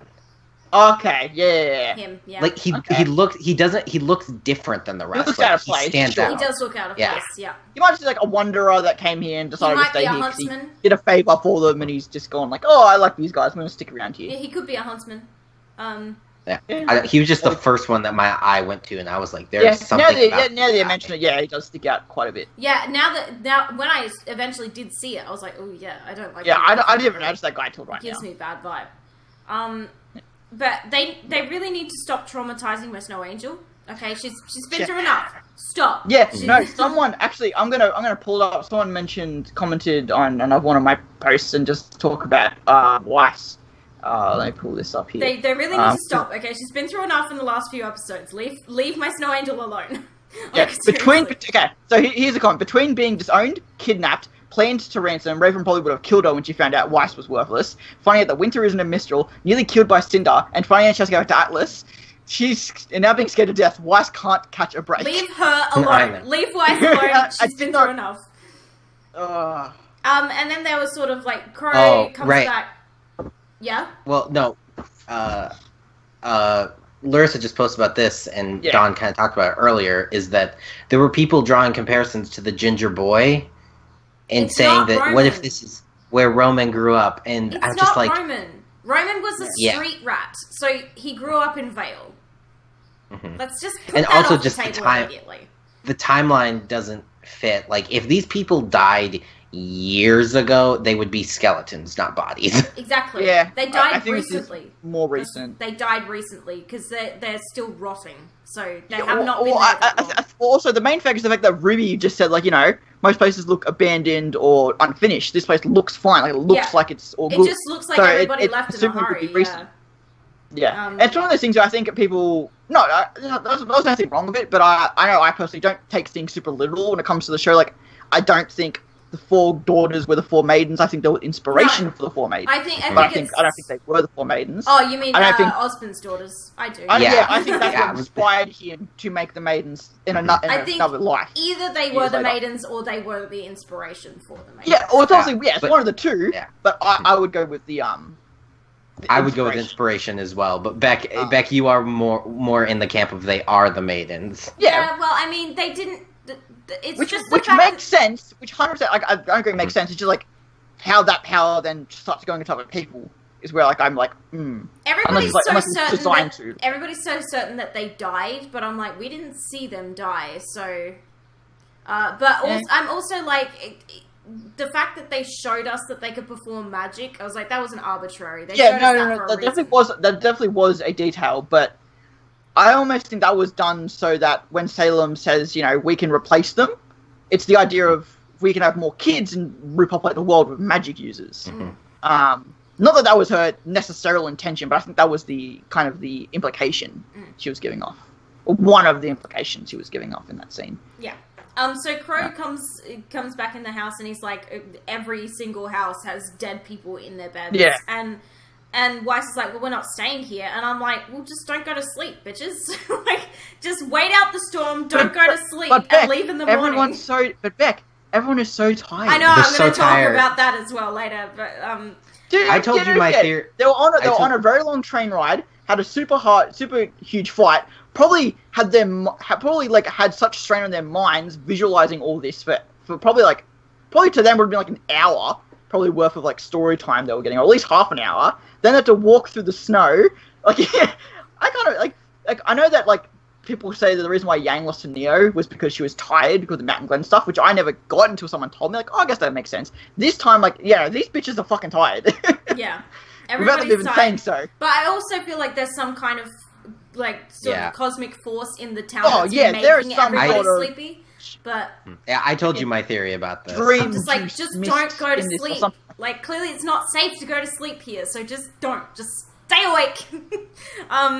You can survive one night without sleep. Just go somewhere else and then sleep. I don't know if there's mist in the air or whatever that's actually putting them to sleep or whatever it is. I don't know. I think there's something that's. I think there's something. I don't think there's necessarily the danger of them falling asleep, staying asleep, and dying. I think there's something in the air that's making people go to sleep and not waking up necessarily. Oscar was annoying me this episode because I was like, how are you staying so positive right now? Like, how are you not just like curling in on yourself with like grief and despair at everything that you just learned? And like, he's now got this massive burden on his shoulders, and I'm like, and then he walks up to Ruby and he's like, hey, yeah, maybe there'll even be a car somewhere. I'm like, stop, what are you doing? Go cry in the corner. Like, well, I think because I think Oscar, without Ozpin, really looks to Ruby as his inspiration. So, like, because they go back Volume 4, Volume 3, or whatever, like, that would be something Ruby would say. She'd be the optimist kind of thing, whereas Ruby's grown kind of out that. For now, Oscar's like, hey, yeah, let's be the optimist. I think he's just trying. Yeah, it's just a bit of a facade. He's just trying. It was very on the nose. Like I said, it was a little bit, like, off-putting, I suppose, compared to what he was, like, last episode. But, I don't know, at the time, I didn't notice it much. But now that you mention it, it is a fair point. Yeah. Yang's being a moody bitch, and she's pissed me off with that. She needs to she needs to cut that out. That I disagree with. I think everything she's doing is completely just and right. I think, in this particular scene, a bit annoying, though, but where Blake's trying to be proactive, and she's like, well, we can go search for vehicles, and she rolls her eyes and she's like, oh, fine.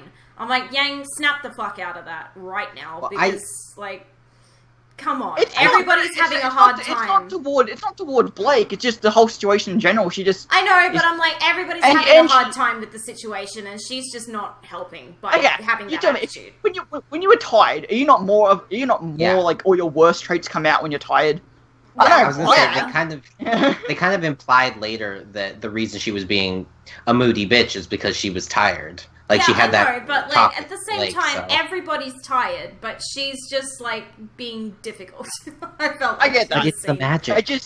It's the angry magic. It's one of those things where it seems like, much like Blake and John in Volume 4, the community is now turning against Yang because she's being written in a way that people aren't liking, and I always find that really annoying because it's like, just wait, people aren't liking how Yang's being written? Yeah, Yang is now the new John Blake. Okay. From what I've seen. What? On my people are really annoyed that she has an emotional reaction. On my reaction to Chapter 4, the comments are filled with people screaming at Yang. Like, it's unbelievable. They're like, Yang's being so unreasonable, Yang's being a bitch, Yang's being this, Yang's being that. I'm like, hold up, Yang is 121% justified in her anger towards Ozpin. Yeah, she's being annoying through doing it, but that's the kind of person. She also didn't punch him like Crow did, but like, again, Crow, utterly justified. Still, maybe don't punch Oscar in the face. But justified. Yeah, don't punch Oscar, but at the same time, I understand you,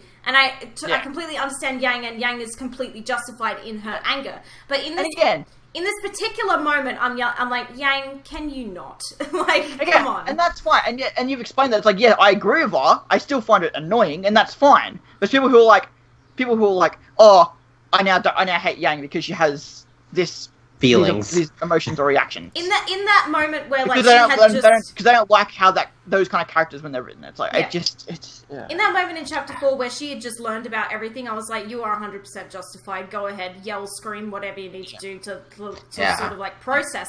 But now I'm like, now that they're in this house and everybody's trying to be proactive, and Ruby's like, let's get up and do something, and Blake's like, well, we can go do this, and she's like, ugh, whatever. I'm like, come on. But also, let's admire the fact that she also mentions Adam, doesn't make it a huge fucking deal, like doesn't blow it up back in Blake's face. She was very and is willing to at least have that discussion about it. Yeah. What was that? Sorry. She was very mature about the way she handled that. Yeah. It's like I'll talk about the scene in a minute because it's interesting to me. Weiss, like, standing in the doorway wrapped in a blanket is the cutest fucking thing I've ever seen. Also, I like that Blake gave her again, like getting Blake more connection, more one-on-one with every single character. Yes, yeah. By giving her the blanket was a very nice touch. And Weiss just sitting in the doorway. And I loved actually about that shot of Blake giving Weiss the blanket. I loved the detail in that when she put the blanket on her, it startled Weiss. And then she looks up at Blake, and the camera tracks up to Blake, and Blake's ears are sort of flopped down, and she's got a really, like, sympathetic look on her face. Yeah. And I'm like, I love that shot. I love the detail and the emotion in the two characters without a single word being said. And it's like, yes, they're so cute. I love them so much. Yeah. And I remember at the start of the season, I was like, Weiss is going to be the supporter. She's not going to be the main character of the season. She's going to be supporting everyone. And it's actually kind of like Blake that's now got that role. Yeah. And now Weiss is the one that needs support. And I'm like, that's a fair point. I guess now that I think about it, I guess Weiss was more the supportive character in Volume 5, at least with Yang. So, Weiss is just so adorable standing there wrapped in a blanket. I was like, oh, honey, are you okay? And then the thing about Maria picking up the book and being like, hey, it's story time now. Do we think that's going to bear some kind of significance in the next chapter? I think so. I imagine so. 100%. Yeah. I also just like the idea, because Oscar's like the young boy. He's the one who has to... He wants to deal with the grandma. I feel bad for Oscar right now. I love his family sigh. left him with grandma. Yeah. I love his little sigh. He's just like... And that's literally like, I love my grandma, but like one of her, I'm just like... it's okay, it's like that. Let's do this. I love that. They've left you to socialize with her, and you're just like... But I have a feeling he's about to get a very interesting story told to him. And I'm looking forward to there maybe being... Are you eating well? Yeah. I'm looking forward to there maybe being, like, just a one-on-one moment of Maria telling him this really important story. And, like, at the same time telling the audience a really important story, but not having everyone else there to crowd the scene. So, that's where I hope this is going anyway. I hope that the story she's going to tell is about Silverhead Warriors. Me too. If that's the direction they're going with her, because... Me too, yeah. I have an idea that she's either Silverhead Warrior, good person, going to help Ruby, which I think is the most likely and most common. I'm leaning more towards possibly Silver Eyes, but is like big bad wolf situation. Like, she's not who she appears to be, and she's going to turn out to be I don't know what, but just not the mentor character. She's going to end up being just an attacker or something like trying to attack them. I don't have reasons, but I like the idea of her being the big bad wolf rather than just this her person too much. I don't want them to like. Silver Eyes. No, I do not. I get that, but I could see the argument for either of those because I mean, like in the story of Little Red Riding Hood, the wolf does dress up as her grandma for a little while. Yeah, so and that's the only reason why I'm basing that off on. I don't mind that she's going to be like the inserted character for Survived Warriors and kind of explains like that's all fine. And like, you know, I'm looking forward to the reasonings behind like Ruby and like and why this hasn't been brought up. And I'm a very patient person. I don't care that it hasn't been brought up at all. But I'm very interested to see what the reasoning is if they give one. But regardless, I just want to see more Ruby, regardless of what it is. Yeah. So 16 more hours something to a new one. Moving to the Yang and Blake bit. So Yang's coattails are back. I was excited to see that because I feel like her outfit looks super incomplete without them. She looks like kind of really weird. It reminds me of Nora's bow because Nora had a bow in Volume 1. Yeah. And she didn't have it in Volume 2 and 3. And like, you know what? Like, a lot of people don't realize that. It's kind of like that. It's kind of just on and off if they feel like animating it, if it makes sense. It's one of those things where, like Weiss' scarf, if the character happens to want to wear them.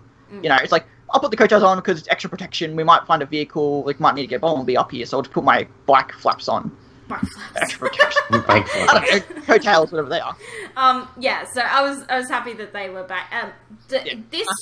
These next couple of shots of them, like, walking through the snow and then going into the barn and closing the door behind them, the physics engine is gorgeous. The way it moves their clothes and their hair, the way the snow whips around and the way the air kind of rushes in the barn door, it just all looked so gorgeous. I was like, this is done really, really well. And for this volume in particular, because they knew they were going to do a lot with, like, snow and blizzards and that, it was so important for them to get the physics right, and they did. So that is a gorgeous shot. It's my favourite shot of the whole chapter, is that shot of walking in the barn door, because it just looks so good. That trailer thing, I love that Yang thinks that she's going to hook that up to her motorcycle, and that's just going to casually carry everybody. I'm like, no. Why do you... Yeah, she's just going to haul 6 people on that. I know, right? Most of you are going to have to walk, let's be real. You don't think they can do that? No. I think the trailer itself is too heavy for the bike. It's made for, like, a tractor, not a bicycle, motorbike.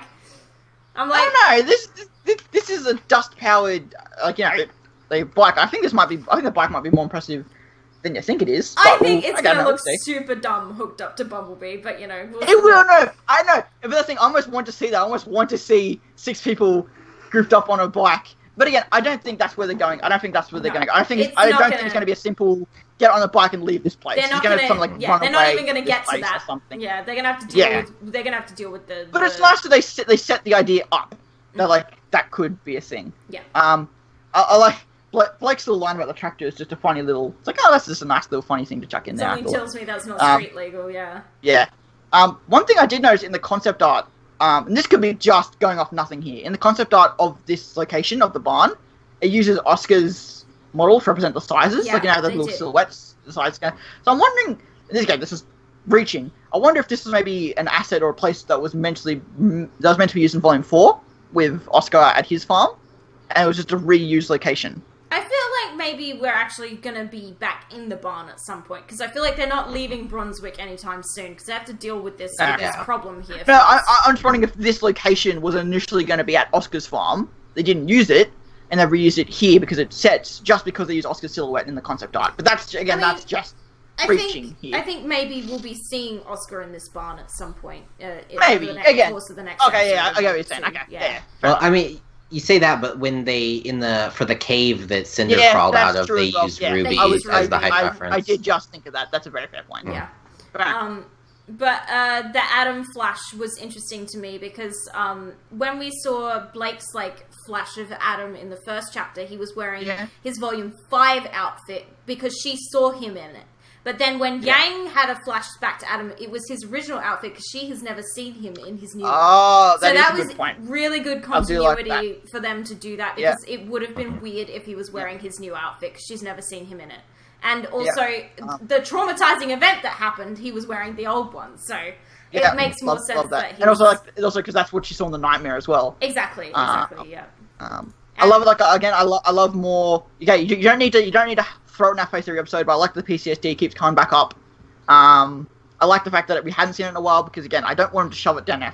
It's like, oh, this is a thing. This is a thing. It's like, yeah, I know it doesn't need to show up all the time because Yang is a strong enough person, mentally and physically, where it's like, only if she gets a vivid thing like that, it's going to trigger something. Yeah, and then at the moment, she's also under a lot of mental and emotional stress at the moment. Again, everything they've just learned, and she's tired, and she's just not firing. And just being around Blake is going to bring up Adam in her head naturally. She's going to be more likely to think about it around Blake. Yeah. Which might just be one of the reasons why she doesn't want to be around Blake right now, just because it just reminds her of Adam. Not anything to do with Blake. Because again, I don't think she does. I'm still holding out for there to be a bit more of a moment. I think we will get a bit more of a conversation at some point. Not the end of that. This still, for the peaceful version, was still actually very nice. I did really like it. Of course, I wanted more of an aggressive one. We still might get it, but I do like this as the peaceful version of the. That's not the end of that. Yeah. Definitely. Yeah, I mean, especially with how that ended. Yeah, of course. That ended really tensely. It did. Yeah, that was not. They did not work that out. And I like it.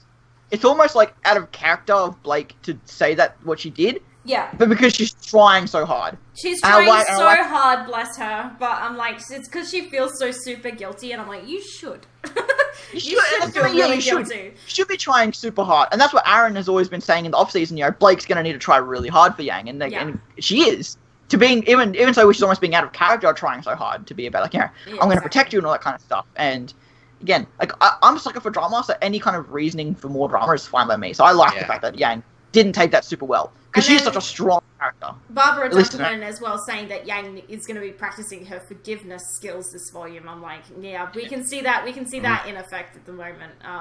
She's really practicing sort of just like pushing it down and just letting it go for now, even though she really like wants to say something and wants to scream and yell and hit people, but just sort of pushing it down because it's at the moment it's easier. It's a sensible thing to do because at the moment that's not what's important or that's not what needs to be addressed. But Blake right now. But they had a moment. Definitely said the wrong thing by saying I'll protect you, and I don't like Jackie said. Oh, Yang's being too egotistical. Like she's someone. Ego. Well, first of all, she's someone who doesn't need protecting. I feel like it's more of a trust issue with Yang because the last time that Yang really needed Blake to be there for her, she just wasn't.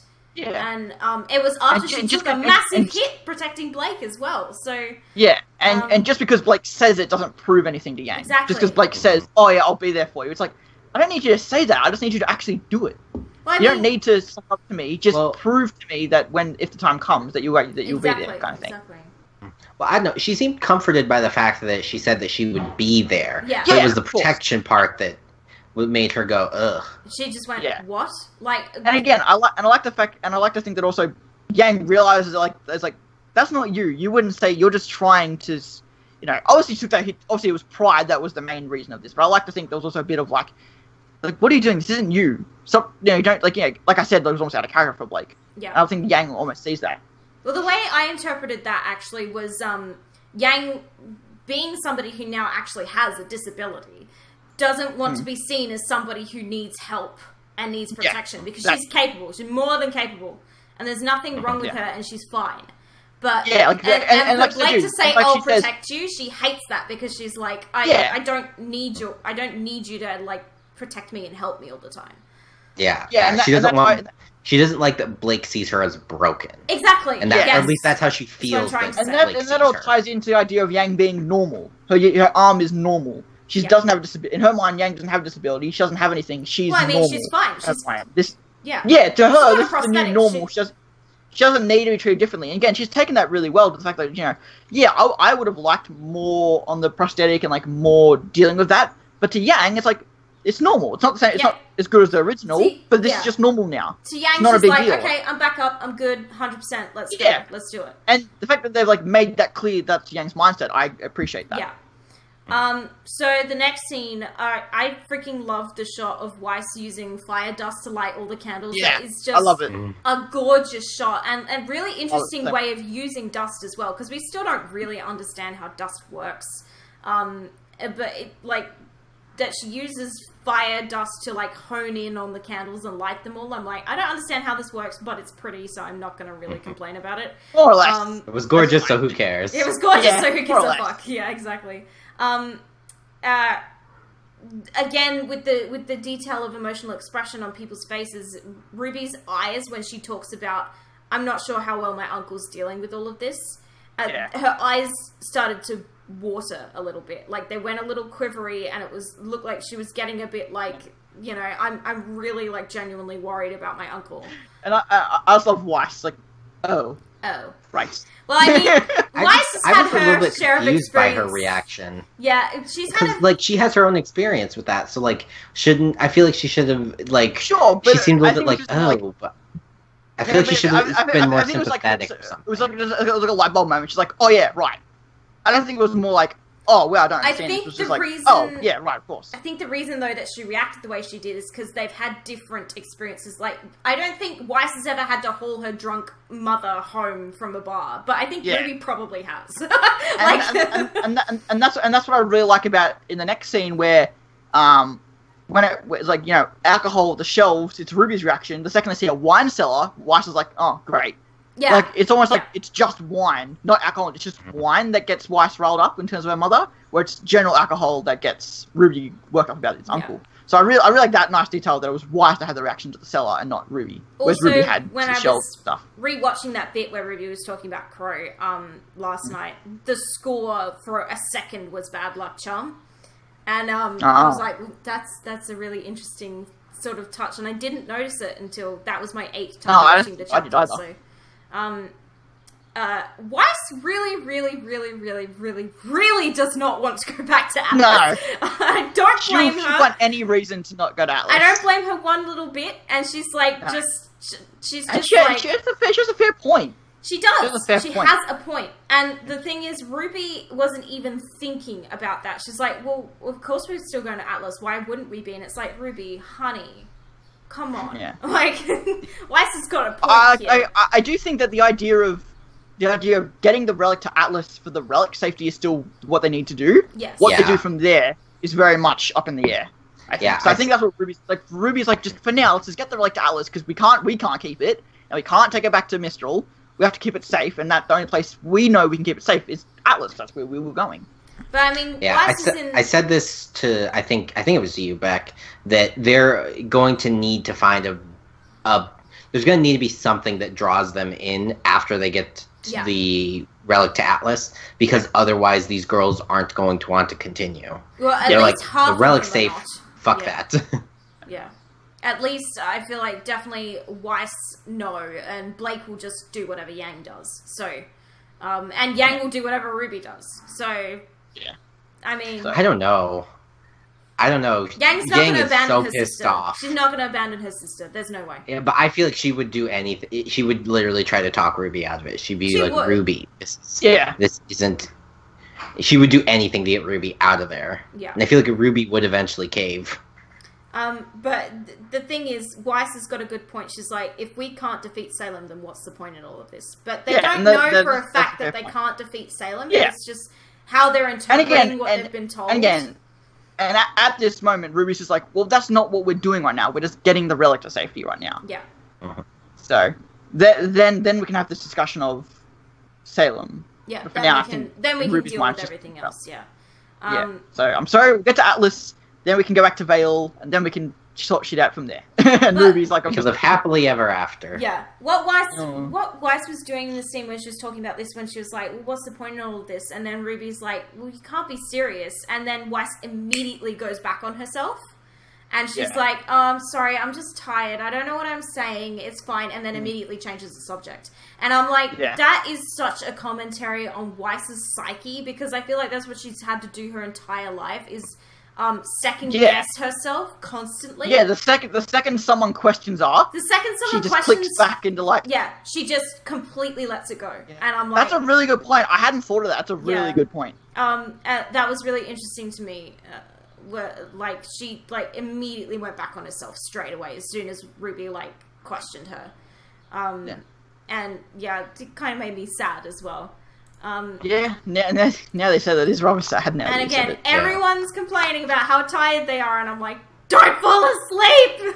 Don't do it! It's just Weiss and Yang, it's just the people who found the dead bodies. Yeah, that's true. So Crow might have it as well. Not that we've heard him yet say it yet, but he might do that. Crow just looks like he lives in a constant state of exhaustion.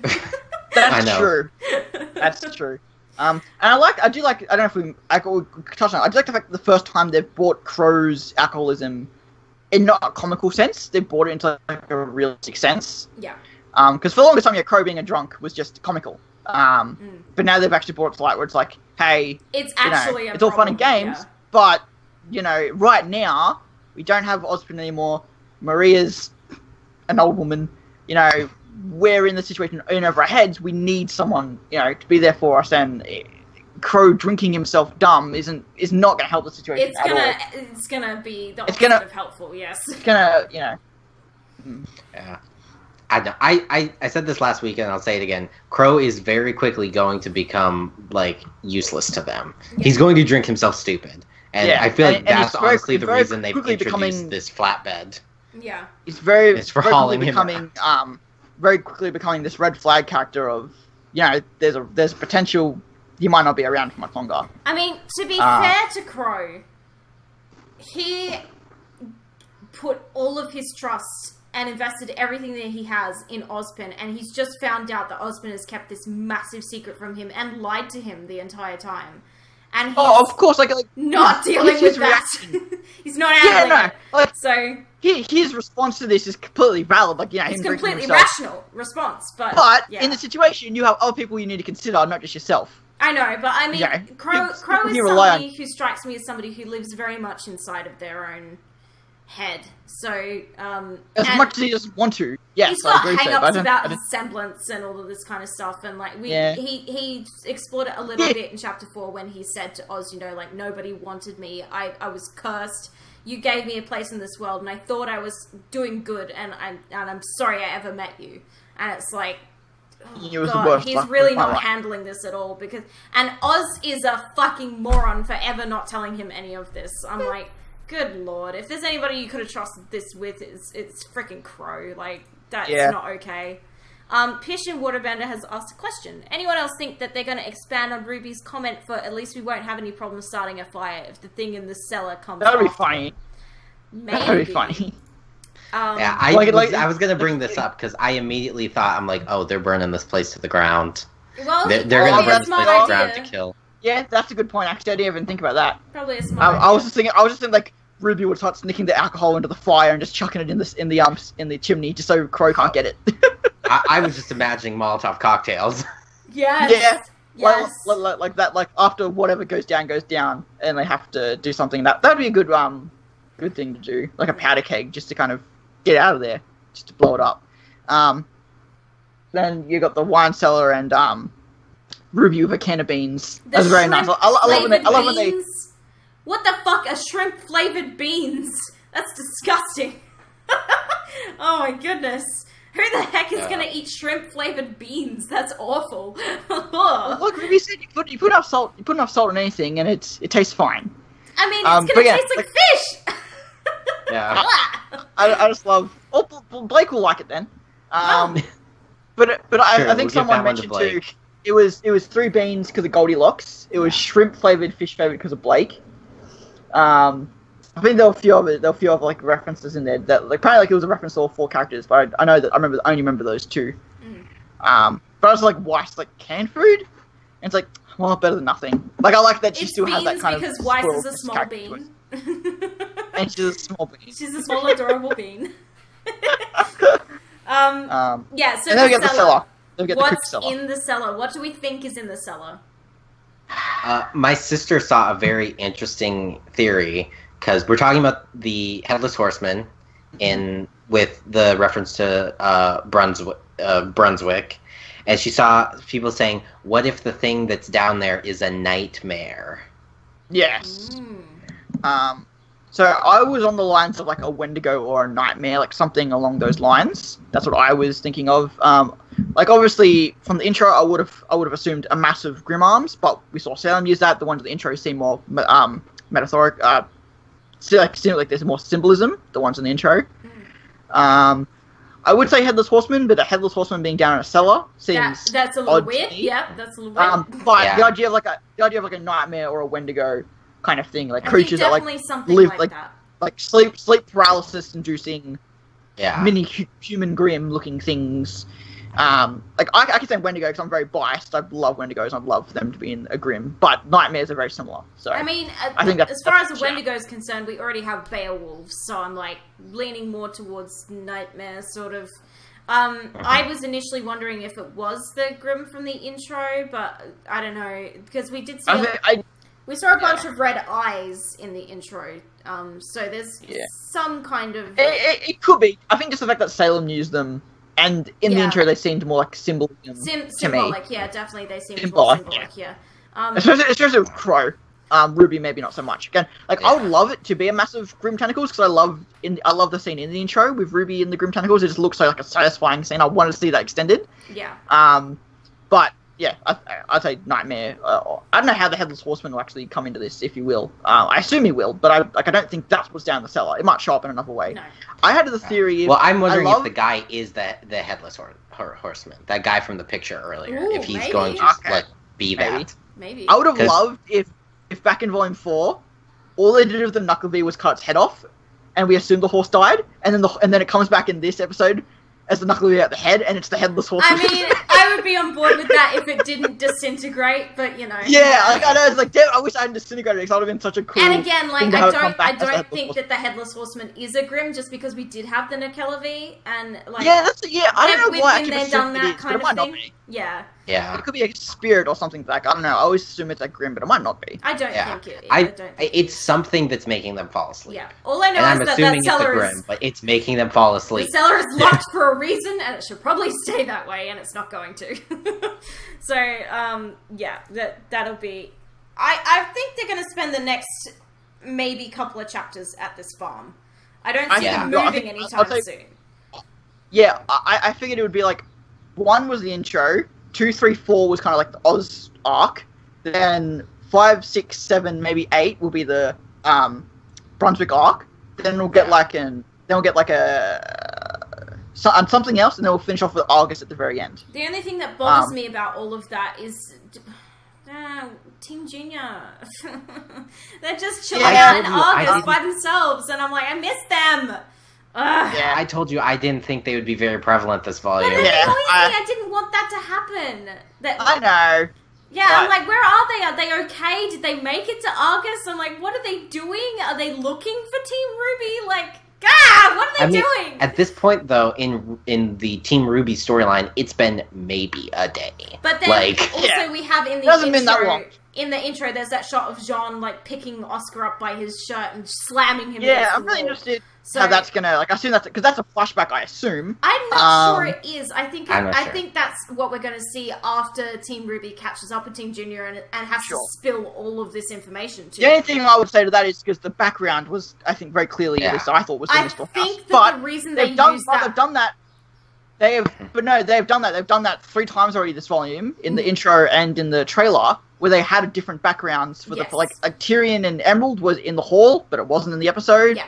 And I think there was another one, and also like Salem in the trailer, they closed up the camera angle so you couldn't see Hazel. Different angle, but it was different angles. So they've done that, which I really appreciate them doing. There was something along the lines of like Weiss in the snow didn't have a briefcase when they were walking into chapter 4, but then in the episode she did have a briefcase or something that degree. Yeah. So they've done that. They've been doing things like that, which is I love that. Which means they've had the time to do that, which is really good to know. I definitely think this is John getting pissed off at Ozpin for learning all of this information. And I think they did use the background from the house in Mistral because they didn't want to use the actual background because it's too spoilery, maybe. So, Or I think I also think just a lot of times things in the intros tend to be more symbolic. Yeah. A lot of the time. You say that, but we saw Giant Salem. Yeah, I mean, true. No one thought that was going to actually happen. No, this is true. And I feel like this intro has been the most, like, intro to episode accurate one. Like, especially with the Cinder parts of walking through. Like, we literally saw that in the chapter. But it also seems to be very focused on early stuff. Yes. Whereas Volume 5 had some late game spoilers in there. It did. Volume 4 was probably the most spoilery intro out of all of the intros because it was like, oh, here's Blake's family and like, here's all these new villains and it's like, Jesus Christ! Like, I remember watching the intro and I was like, wow, I would hate to watch this before seeing the episode. Well, yeah, I think that was a problem because with Volume 4, we got the intro like a few hours before the actual episode because the site crashed. So we didn't really have like a choice in that regard. And like Blake's bit especially was like, here's her parents, here's son, and then Weiss's bit, oh, here's her brother, here's her father, here's like, he's I guess when you say it like that, because I was very spoilery. I was thinking there wasn't much endgame stuff in that, but you're saying like in terms of stuff that they could have saved for the actual season. Yeah, that's a fair point. Yeah. I did not think that Carly was her sister. I knew it was her parents. Yeah, I still she never talked about her sister. So. I know. They never talked about Weiss having a brother either. No, but they did talk about her sister. Yeah, that's true. No, but we didn't know about the brother yet. Well, I mean, there's a reason we didn't know, because she clearly doesn't talk about him because he's a dickhead, but... because she's so short. I mean, I knew that Carly was her mother, because it was obvious to me that they were her parents. But yeah, I don't know.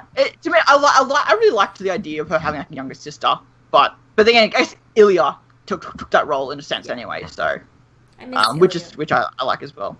I miss Ilya and Sun already, and I miss Team Junior. I need to know that Junior's okay. Like, can we at least have like a skip to them for one scene, and then I think we will get one. We'll probably get something. I think we'll get like one episode where it's like we'll go see Ty Raven, we'll go see Junior. We might see Sun Ilya. I doubt it, but we might see those. But I think we'll definitely get Junior. People think Ty Raven is a thing. What do you mean? So I think we're not going to see that. There's no way. Yeah, I don't think so either. No, because I don't even think that like they actually met up. I think she literally just like flew out of there. She just used him as a scapegoat because it was the only way she had to get out of there. Because Fennel was dead, so you're not wrong, but you're not wrong, but I don't know. I really want to see them. As far as we know, there's only 4 people she can port to.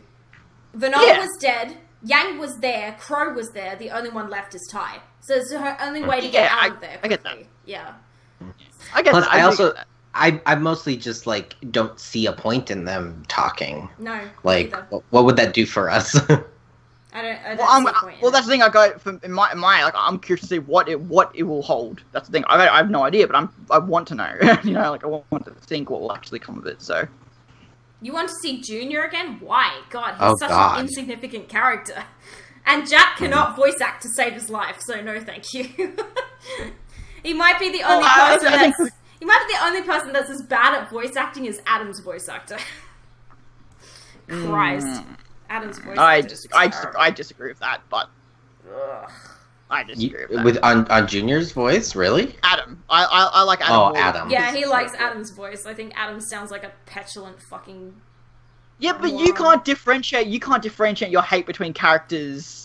I also just think as a production sense, though. Well, I also just think that his voice acting is poor. I think you're biased. No, I think his voice acting is very poor in comparison to everybody else. Yeah, sure, yes, it's the worst voice acting in the show, but I also think that it's gotten better, I think, at the very least. I think that's debatable. I don't know. I mean, I think it's gotten better than the Black trailer. What, Cory? I think that he's gotten better since the Black trailer, but I also am like, he's so one note is just the issue I have with him is like he has one voice and it has no range really. We also haven't really had a moment where he can be very different. Like I'm curious to see if we get like a good chunk of voice acting from him and see just how he kind of goes differently. Because I liked the stuff he was doing in the Black trailer. Not the Black trailer, the Adam character short. I was gonna bring up the Adam character short because like that scene where he's supposed to be like convincing Blake, he just sounds like manipulative and fake. Like it doesn't sound like someone who's supposed to be like, oh, woe is me. I guess you'll just leave me too.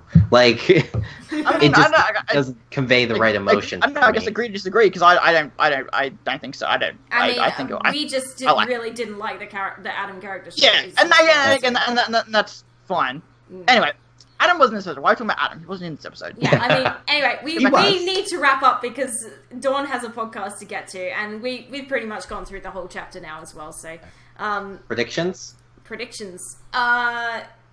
People are going to start falling asleep next chapter. Yeah, just continuation of the Brunswick arc. Yeah. I hope we get story time from Maria and actually learn something about her, and then I hope like we get the escalation of whatever the conflict is going to be. I think that the episode will end with us like seeing the Grimm for the first time. Yeah. Maybe even if we get that far. I don't know if this is gonna draw it for like. I know you guys were saying like maybe 3 more episodes. I think there's only like 1 or 2 more episodes at this place, so I don't know if I think we'll get the Grimm and maybe some confrontation. I don't know. I see us going through this a bit quicker than I think you guys do, but I will see. I'm happy either way. They have been definitely moving the story along a lot faster than they typically do in this volume, and I feel like that's because there's probably a lot to get through. So Yeah. I know. I don't see them drawing this out for 3 episodes. I think that by the end of episode 7, we'll be leaving Brunswick. Yeah, I'll agree with that. I wouldn't see us being a Brunswick sort of by episode 8 is what I think. I don't think we'll get that far. No. I think 7 will be the last of this arc at the latest. Yeah, I agree. Yeah. Okie dokie. Well, I think that concludes the podcast because Dawn now has to go do his own podcast and talk about all of this all over again. So have fun with that. Yay! That's why we didn't have you both on at the same time, because I didn't want to make you both do our podcast and then do your own, because that's just not right. Thankfully, I didn't speak too much this, so I still have my voice, but it'll be dead in 2 hours from now. It'll be dead. So yeah. Thank you so much for joining us, Dawn. Yeah, no, thank you so much. This has been so fun. It's always good talking to people, like, because me and Larissa agree on a lot of things, so it's always fun to actually get different perspectives on it. And have, some little arguments in there. I feel like you and Larissa agree with each other, me and Cory agree with each other, and the four of us disagree. I don't know, maybe I'll have to start some sort of off-season podcast versus or something, some sort of tag team thing. We should have a face-off podcast. Corner versus Boop. And all. Team Remnant versus Team Boop. But no, thank you very much. I love coming on here, and it's always such a pleasure. It really is. Yeah, well, it's always a pleasure to have you. And like Mission says, it's good to get different perspectives on things, because not everybody thinks the same way about the same thing. So it's, the point of these discussions is to explore different perspectives. So yes, and we'll let you go now because you have to go do the Corner of Remnant. We're running 2 minutes over time as it is. So thank you everybody for tuning into the Boopcast. If you are watching this on YouTube currently, mine and Cory's reactions are currently on YouTube at the time of watching this, and also you can catch the Boopcast live every Saturday at 8:30 AM Australian Central Daylight Time, which is 2 PM Friday afternoon Pacific. 4 PM Central. 4 PM Central, that's the one. I know the times that this airs, totally, on my Twitch. So make sure you go follow my Twitch if you want to catch these podcasts live. Thank you so much for joining us, and we will see you next week. Bye-bye, everybody. Bye.